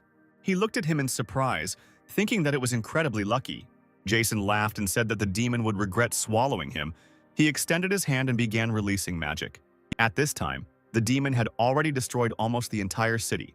The fighters were lying on the ground. The demon was preparing to eat them. He screamed, making terrible sounds. Everyone thought they would all die. The yellow-eyed demon ran towards our heroes, who tremblingly prepared to accept the monster's attack. At that moment, inside the monster, our main character used his last strength to squeeze the snake's heart. Suddenly, there was a loud bang and blue blood came out. The demon stopped right in front of our heroes and stopped making any sound. Blood was flowing from his mouth. No one understood what had happened. Suddenly, the demon began to wreak havoc, spitting blood. They thought it was as if the demon was being torn apart from within. She started screaming. Everyone stared. No one could even imagine what was happening to her. Elsa said that they were lucky and that this was their chance to escape. When suddenly the yellow-eyed demon spat at Jason. The snake was still screaming from the pain that was hitting it from within. Jason was lying on the ground, bleeding. His body was all wounded. Blade stood up and asked what was going on. Jason was thinking that his heart hadn't completely broken yet. He needed to be killed as quickly as possible while he was panicking. The soldiers ran to him, glad that their elder was alive. They surrounded him and began to ask him how he could survive. But Jason immediately interrupted them, telling them that they had disobeyed orders. Getting up and wiping the blood off, he later added that thank God they didn't leave. Now they will surround him and kill him. There were noises and shouts in the streets. Everyone surrounded the monster, started shooting at it and throwing grenades at it. The monster began to scream even louder. Its anger consumed the air and the cold could be felt. The snake ran towards the attackers. Everyone began to flee. At that moment, our main character was already approaching him. He was also angry. He wanted to crush the huge demon with one blow. He climbed higher and higher on the huge body of the snake. Climbing as high as possible, he pulled out his dagger and jumped, trying to hit the monster right in the head. He screamed at him to die as quickly as possible. The demon understood that he would not have time to dodge the attack. Jason attacked the monster with crushing force with a dagger straight to the head. Now the scream of the yellow-eyed demon was not scary, it was screaming in pain. Blood began to splash in different directions, covering everything in a blue-green color. Jason smiled and told the demon to stay still and die as quickly as possible. The snake tried to pull our main character out of his head, but he did not let go of the dagger, trying to sink it even deeper. The monster slammed its head directly into the building, destroying it. Jason began to lose a large amount of blood and his entire body began to hurt. Suddenly, the screams stopped and the demon stood frozen in place. The yellow-eyed demon fell to the ground and a loud crash was heard. No one could believe in victory. There was silence. When Jason suddenly appeared, everyone started shouting about victory. His commander was able to win. The main character, using his last strength, advanced towards his comrades. He exhaled in relief and a smile appeared on his face. Blade and Elsa were still surprised. They couldn't believe their victory. They ran to Jason, who could barely stand, and started shouting with joy. Blade shouted that he couldn't believe he was able to defeat such a strong demon. After a while, all the flames died down and there was silence. Our heroes were right next to the snake. The creature was covered in blood, it was dead. Jason brandished his dagger, signs of disgust visible on his face. Blood sprayed in all directions, turning the next few meters blue. No one could say a word. No one had really come to their senses after the battle. Jason held a black snake magic crystal in his hands. He put it in his mouth and then swallowed it. His wounds immediately began to heal. Steam rose from them and the wounds healed. And his left eye took on an animal appearance, and all of his features increased in level. Everyone stood up and looked in surprise at Jason's changes. They headed towards their camp. The loud hum of the engine could be heard. The soldiers who remained in the camp rejoiced at the return of their commanders and also rejoiced at their victory. They shouted the name of their commander, saying he was the best. Everyone was happy except Jason, who looked at the ground. Scott expressed his delight at the major's leadership. Elsa also congratulated our main character on his victory. Jason walked, still absorbed in his own thoughts. Sometime later, everyone was having lunch, still discussing the mighty victory. Some of them were happy with the cola, because they had not drunk it for a long time. The main army was moved to the municipal center. There was no need to be outside anymore when death did not threaten them. This place was close to the market and large warehouses rich in goods. The Black Death priest was moved with the help of bulldozers and heavy equipment. He recalled the times when soldiers died in the war against the Black Death. The Black Death priest made a decisive contribution to the manufacture of protective equipment. Scott, looking at the snake, said that even when it is dead, its skin is like steel. Elsa said that they dismembered him and they didn't find the stone. Now they are no different from common murderers. Scott said there was talk of building a workshop around it. He also added that he had to find someone. His nickname was the Whale. He spoke about how when it comes to theft of cultural or commercial property, there is no one better than him. He is a professional in his field. Jason asked him where the whale was. Scott showed the man's location on a map, but also added that it would not be easy. She said that this place where people gather means that there are many monsters there.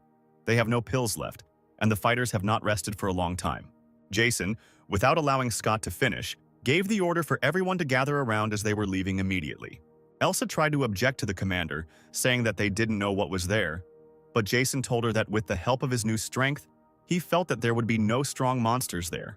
The main character also added that they don't need many people, just some Scott and Blade will go with him.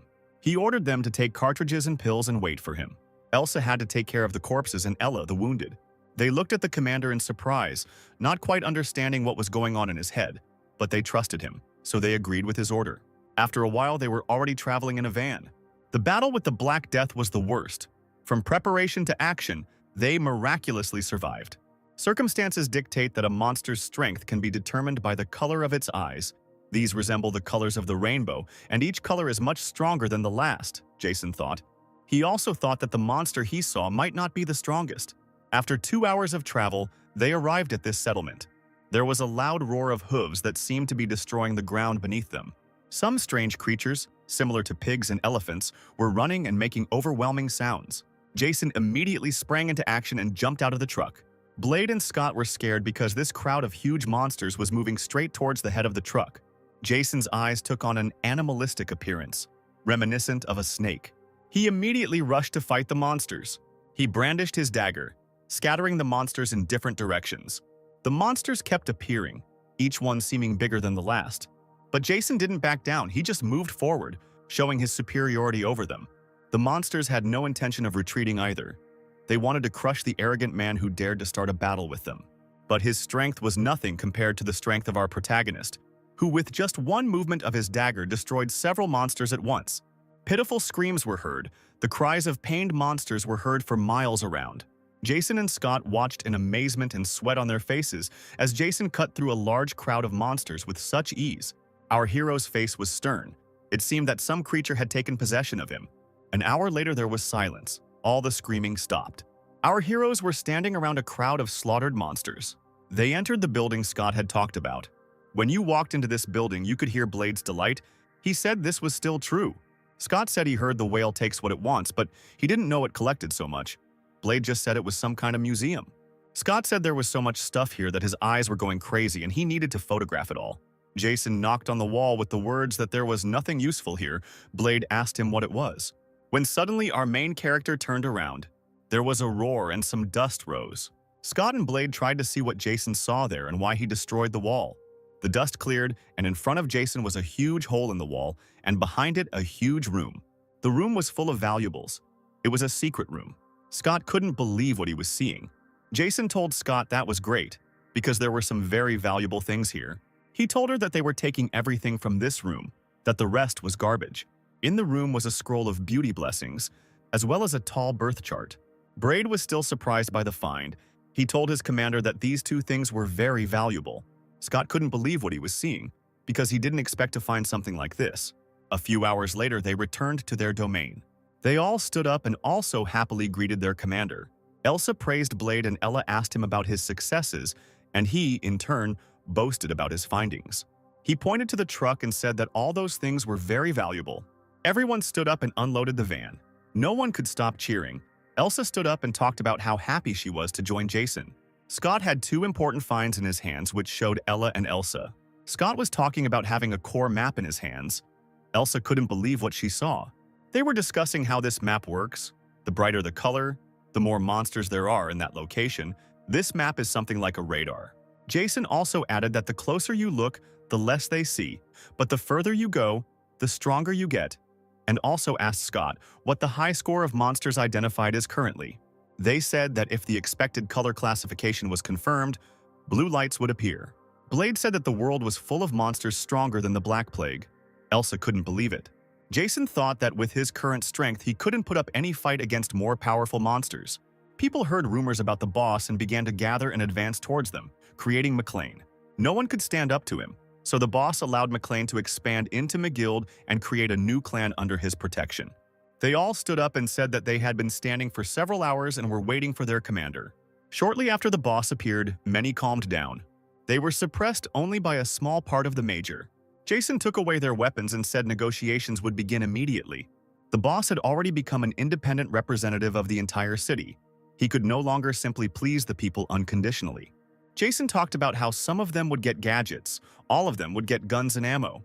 He also added that the Awakened and the team members would enter the McLean and work. Everyone began to rejoice. The people cheered, but it was not easy to meet the boss's demands. Jason said there aren't enough artifacts to go around, so one of the conditions is a hand. Nobody understood what was happening, in the sense that everyone was thinking with one hand. Of course, this was a test of how we could decide to sacrifice you.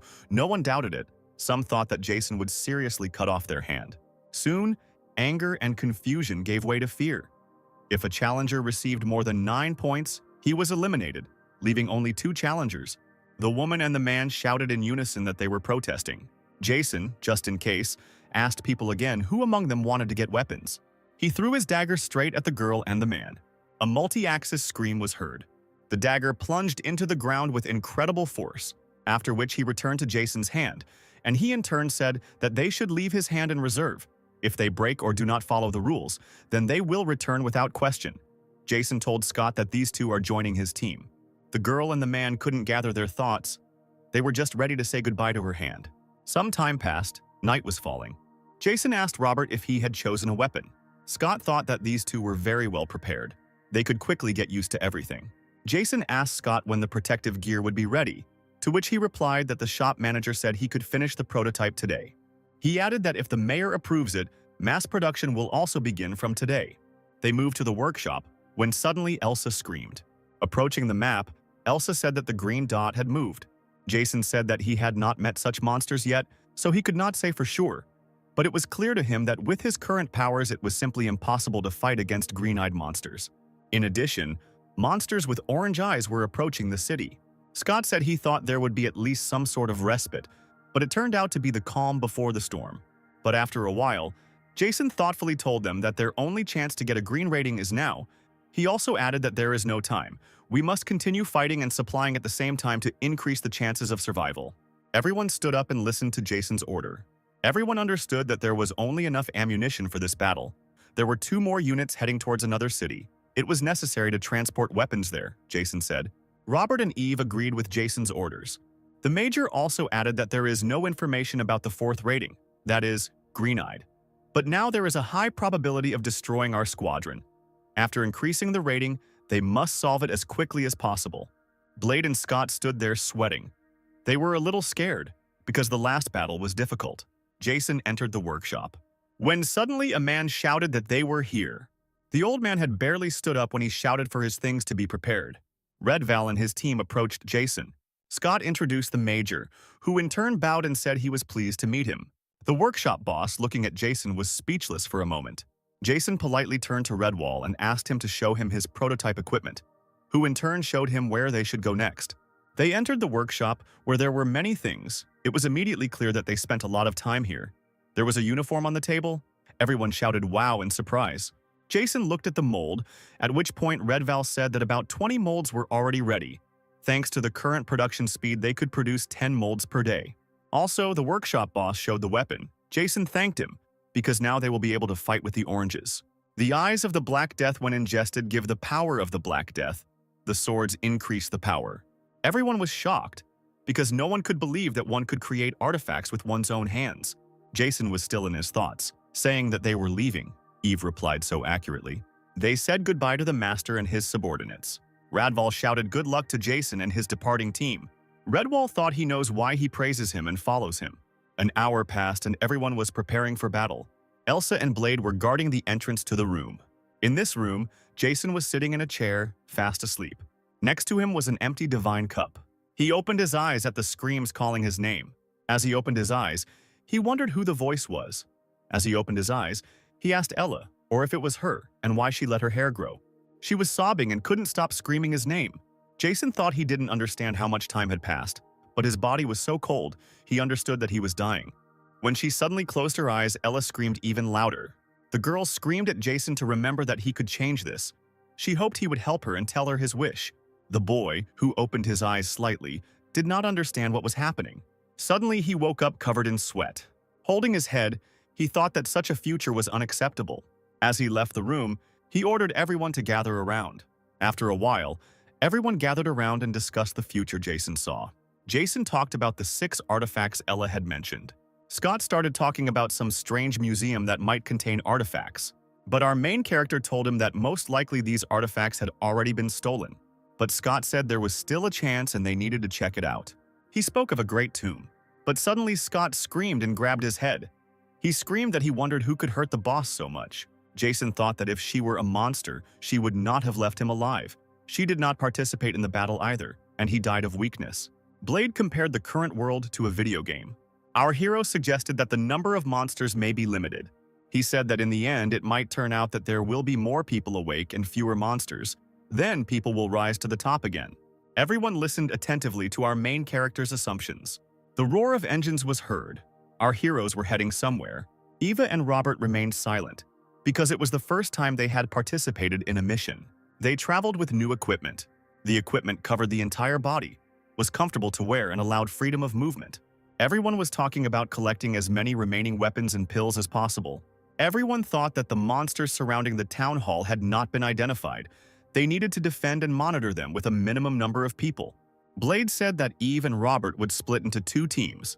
Blade and Elsa had to use the map to find their location and then get rid of the weak monsters, while Scott and Ella remained in the mayor's office to protect the base and monitor the wounded, and periodically report on the situation on the map. Jason also added that after completing their missions, they returned to the unit. As they left, he told them that they would return alive. There was silence. Everyone looked at our main character, seeing in him their commander. As soon as Jason started to walk away, they yelled in unison to eat. Screams could be heard in the streets, and there was a slight pressure in the air.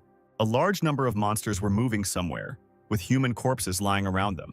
The monsters destroyed absolutely everything in their path. Along the way, they ate the remains of the survivors. A larger monster moved behind them. They looked like lizards. Among them was a huge monster, which stood out above all for its size. The monsters made sounds similar to the cawing of crows. The orange-eyed demon looked into the distance. A crowd of monsters surrounded our main character, who was standing on the skull of some monster. Jason thought how many of them came, but this is their territory. He laughed and said they would regret coming near his territory. This skull belonged to the Black Death. They deliberately blocked the entrance.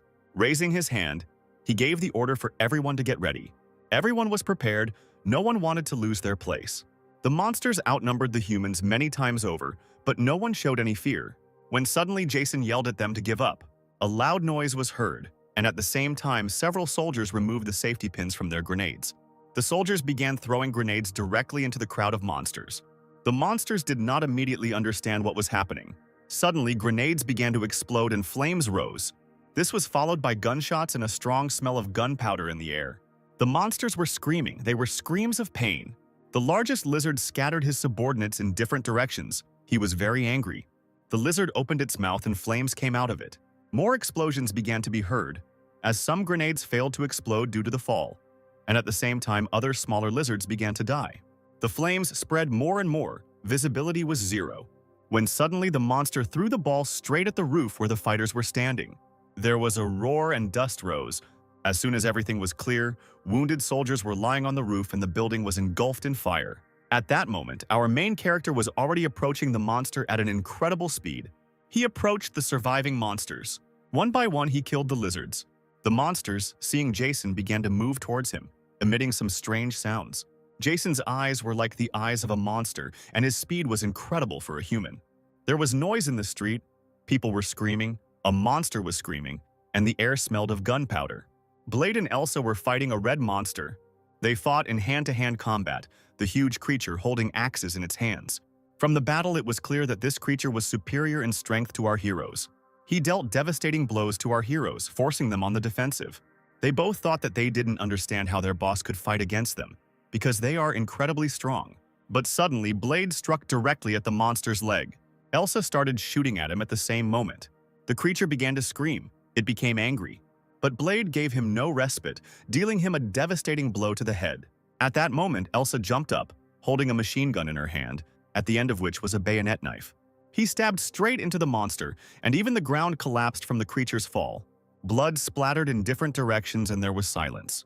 At this time, our main character continued his battle with numerous creatures, when suddenly our main character jumped, jumping over several monsters.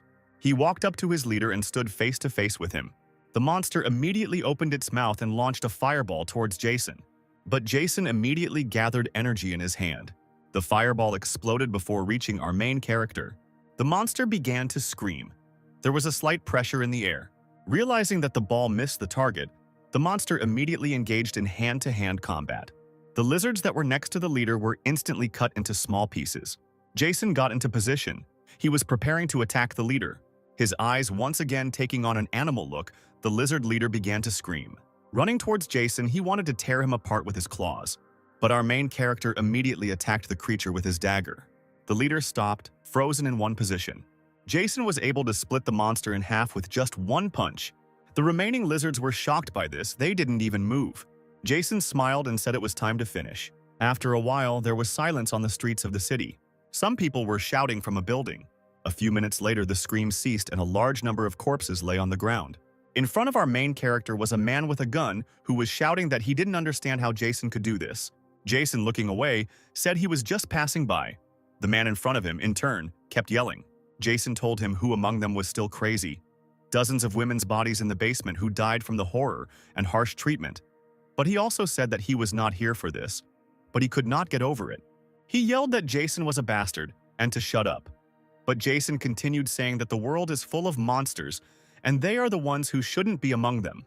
Jason also said that he saw 5 shots and that if he can't determine the weight of the gun, then he should at least take into account the distance. The man in front did not understand what our main character was talking about. When he tried to shoot, nothing happened. The gun was unloaded.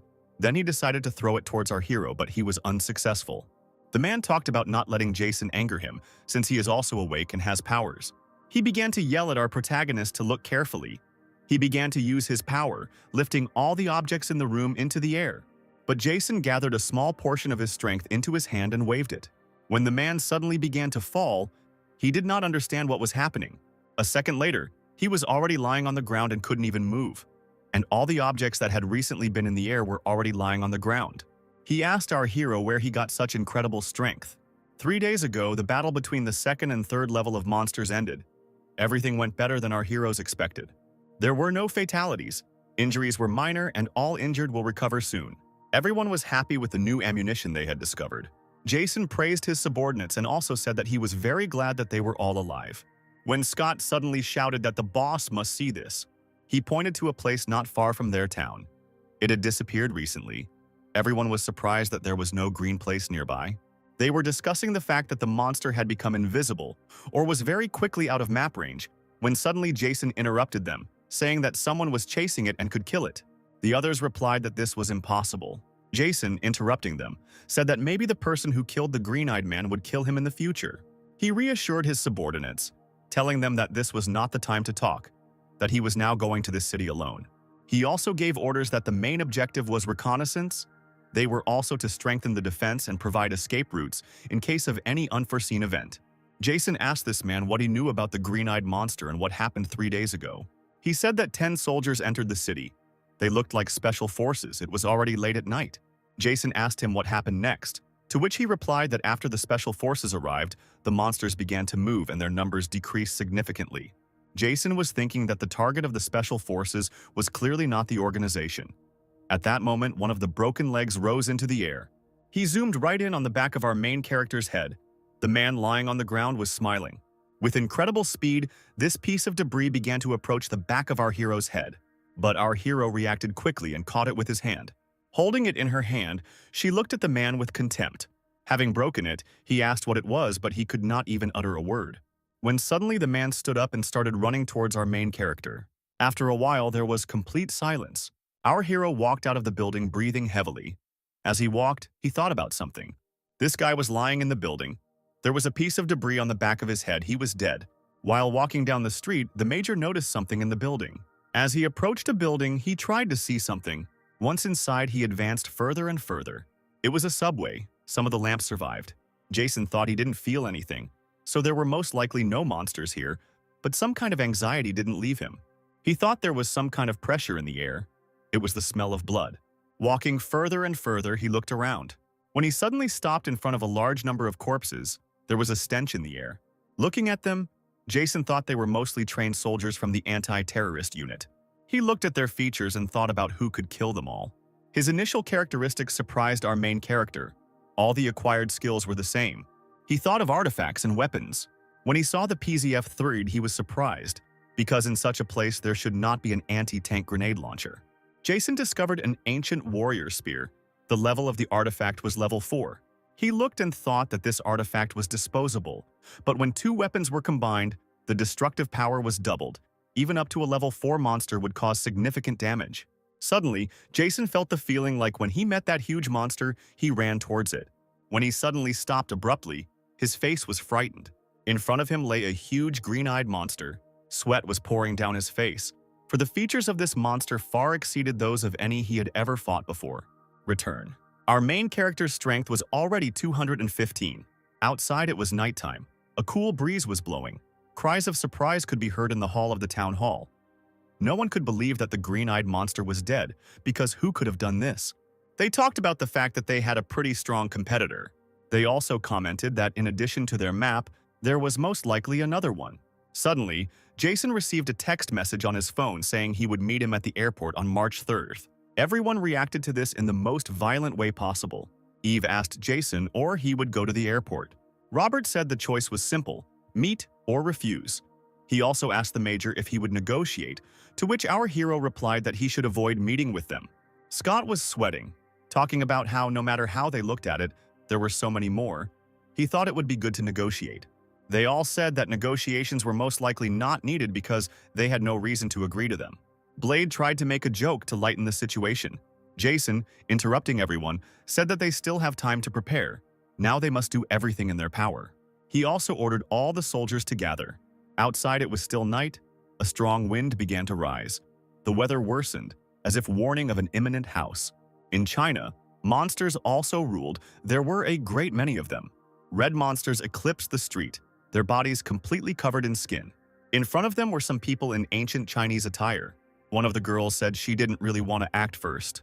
But the cold-faced man told him to stop talking stupidly, that they are here to liberate the Chinese land, not to destroy it. She replied that they were just thoughts. The girl began to play some kind of melody.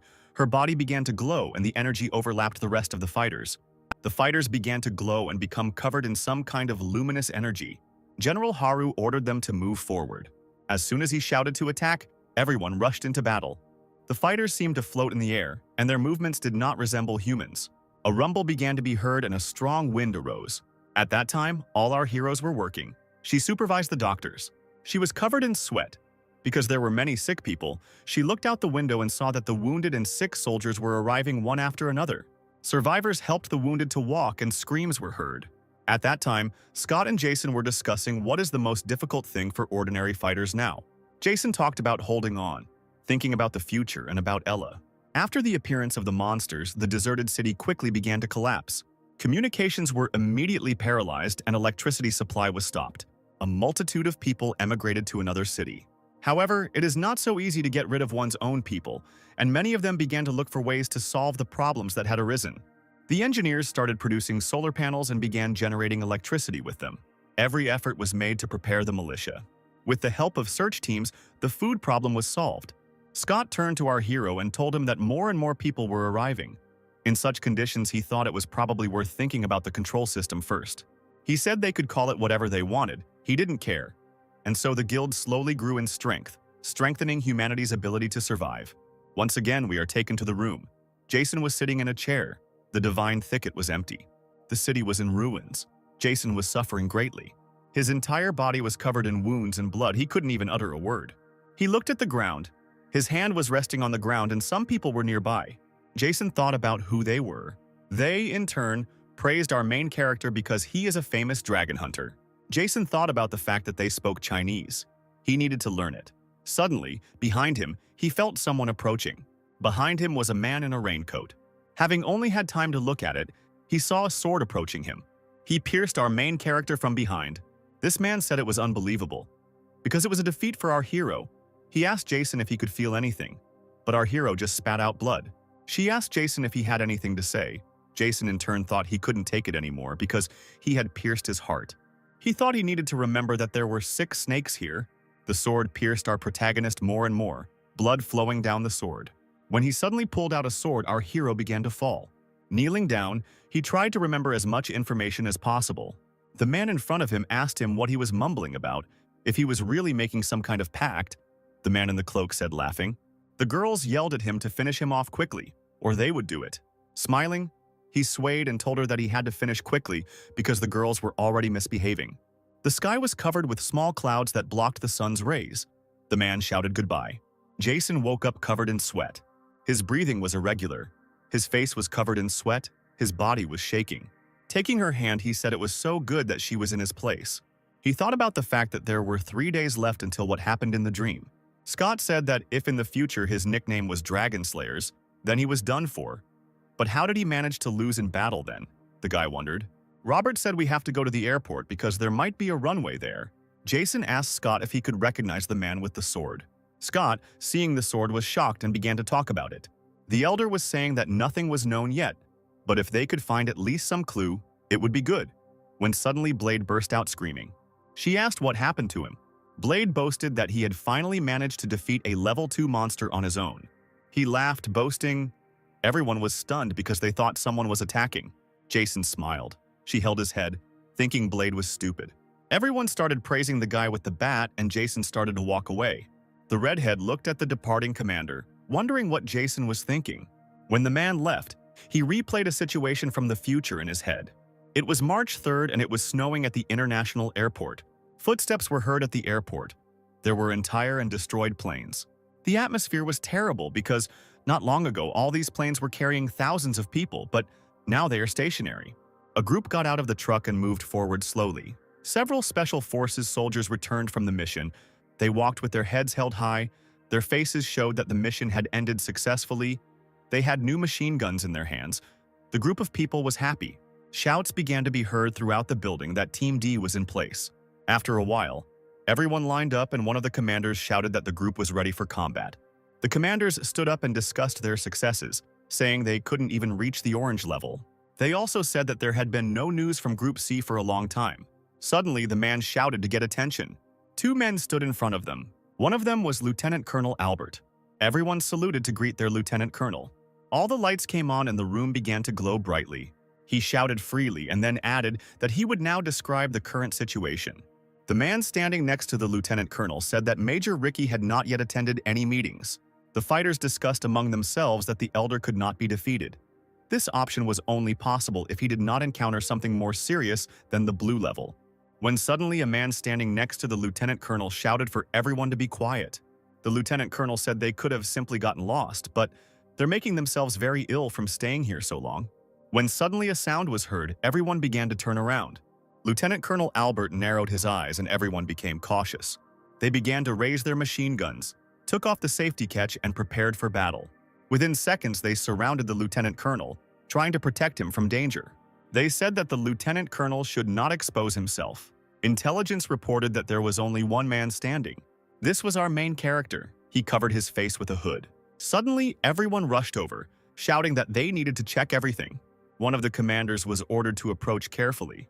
Approaching, they aimed at our hero, telling him not to make any sudden movements, otherwise they would open fire to kill. The lieutenant colonel was informed that there was a young man standing there.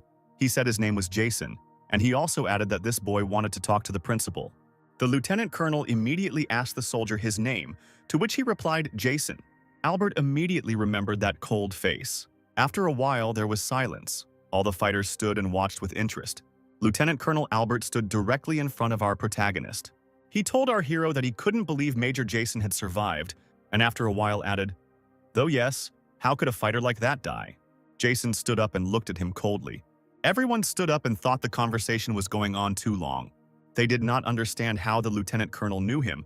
One of the soldiers suggested that he was probably a military man, but due to his age, it was unlikely that he was a senior officer.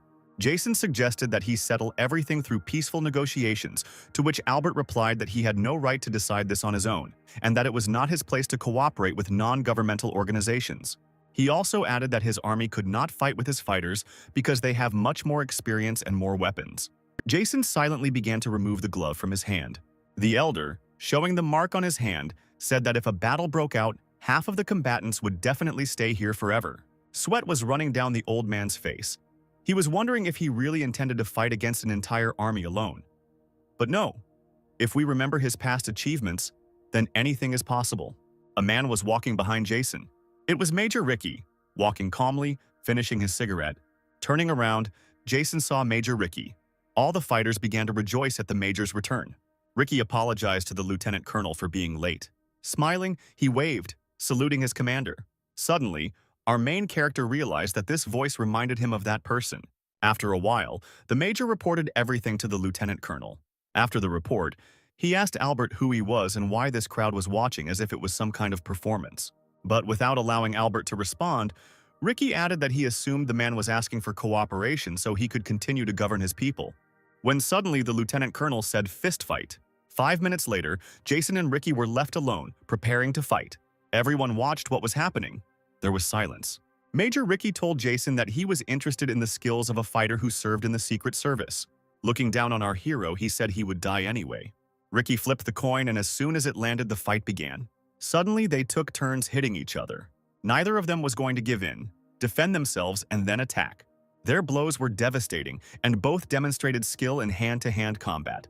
The blows were so strong that snow rose around him. Jason didn't want to give in, because cooperation was at stake. And Ricky couldn't lose either, because it would be an embarrassment in front of his comrades. The sounds of the impacts echoed several meters around. The fighters stood up and said they were not people. They couldn't believe that anyone could fight on equal terms with Major Ricky. They talked about how Major couldn't lose because he had the nickname Rodmaker. They said that only he could deal with a yellow-level threat, and if he had a team with him, even a blue one. But the lieutenant colonel interrupted them, saying that his major was now fighting with Major Jason. He was the only survivor of those who were called ghosts. He added that even among top managers, legends were made about them, but only a small circle of people knew of their existence, and they were used only in those operations that required something that ordinary people are incapable of doing. And at the same time, only a combat unit could be used without wide publicity. After a while, the lieutenant colonel also said that he saw Jason on the case, and he still finds it difficult to remember him. At that point, the fight between Jason and Ricky continued. Ricky began to get angry because he couldn't land a single direct hit. Suddenly, Jason, seeing that the enemy had opened up, struck him. After that, he began to twist his arm and hit him several more times, but he broke free, trying to push Jason back. Blood was coming out of his mouth. Raising his leg, he attempted to deliver a devastating blow to our protagonist, but he dodged it and kicked it. There was a crash. Jason continued to hit the major, and after a few seconds, he found himself on the ground. It started snowing heavily. No one could believe that Major could lose. They watched the battle with their mouths open, trying to support their commander. As soon as the snow settled, Major Ricky lay down on the ground and I stood next to our main character. After a while, the soldiers had already surrounded their commander and said that there was no danger to his life. The lieutenant colonel spoke of situations that were occurring nearby. He said that now out of 31 bridges, only 2 remain, the rest were blown up. Jason asked Albert about the VIP's status, to which he replied that they are concerned about his safety. Our hero thought the lieutenant colonel was lying, that they couldn't protect the president and that now they were just fulfilling his ambition. But this could make things worse. Jason said they would fight the monsters and use their powers to destroy them, and Albert said they would help in cooperation. Handing the tokens to the old man, our hero said that he found them in an underground tunnel. They dispersed. The soldiers of the lieutenant colonel's detachment returned to the building. The lieutenant colonel thought he suspected that Major Ricky wouldn't be able to stand up to Jason, but it was still hard to imagine him losing. He also thought that his psyche was most likely broken because he had distinguished himself in many conflictive points. The lieutenant colonel tightened his grip on his dog tags. Our hero walked and thought about the battle with Major Ricky. He thought he couldn't break it. Albert ordered his men to keep an eye on Jason, but also added that they should be careful, as he could deal with Major Ricky quite easily. When Jason returned, he was already being followed by the lieutenant colonel's subordinates. When he suddenly appeared right in front of them, they were stunned by this turn of events. They couldn't understand how this happened because literally just now he was walking up from below. They tried to attack him, but Jason was already gathering energy in his hand. He directed energy towards the fighters. The masked men were afraid to move because they knew nothing about the Major's strength. Suddenly, their body began to tremble. They couldn't even move a finger. Jason told them that he had no intention of killing them. They asked him what he wanted from them then, to which Jason replied that he wanted them to remain in his sight for a half moon. Suddenly, his face changed. After a couple of seconds of silence, he added that there was another option, to send their bodies to the lieutenant colonel. The girl's name was Sergeant Julie, and the man's name was Sergeant Brad. Our heroes happily greeted their commander.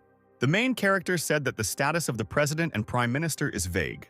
He also added that he wanted to kill Major Ricky, but decided not to for now, so that he could use the lieutenant colonel in the future. Scott said that thanks to the lieutenant colonel, they will be able to carry out government tasks, thus receiving rewards in the form of artifacts. Jason also added that the artifacts are now worth more than any firearm. He also said that they should not beg for them or buy them. They should make sure to give them to them. Julie and Brad couldn't believe what they were seeing.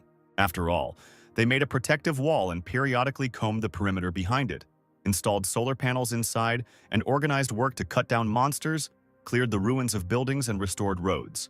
The people here enjoyed life, and the military, of course, did the same. But there everything was based more on forced labor. After a while, our heroes set out on a cleanup mission again. Sergeant Julie showed good skills in destroying monsters. Sergeant Brad also destroyed one monster after another. The sword displayed superior abilities, destroying several monsters in one blow. Elsa was not far behind and fired at the creatures. Spiders that came close enough were destroyed with a bayonet. Eve also destroyed monsters. Robert covered her. Suddenly they found it difficult to breathe. They heard screams and turned around. It was a huge spider, their leader. He made very creepy screams, showing his advantage over the others. Julie and Brad began to tremble because the orange level was in front of them. Walking calmly, Jason shouted about why they were marking time in one place, because this was completely different from what they had to deal with before. He walked straight towards the leader of the spiders. Our heroes began to ask if our main character could kill 6 yellow-eyed monsters at once. The newcomers listened to their arguments in surprise. The monster ran towards our main character. He, having begun to use the power of the Black Death, also rushed towards the spider. There was a roar and dust rose. On March 18th, there was a further meeting with the lieutenant colonel, at which Scott expressed his wishes. A minor argument ensued, but the lieutenant colonel silenced his subordinate. After they agreed, our heroes began to leave. The snipers asked the lieutenant colonel for orders. Jason felt that they were being targeted. He told the lieutenant colonel the exact coordinates of their location, and also added that if even one shot was fired, they would all die, and also next time the meeting should be held without them. Julie and Brad were shocked by what they heard because the next mission could be the last for Jason's entire team.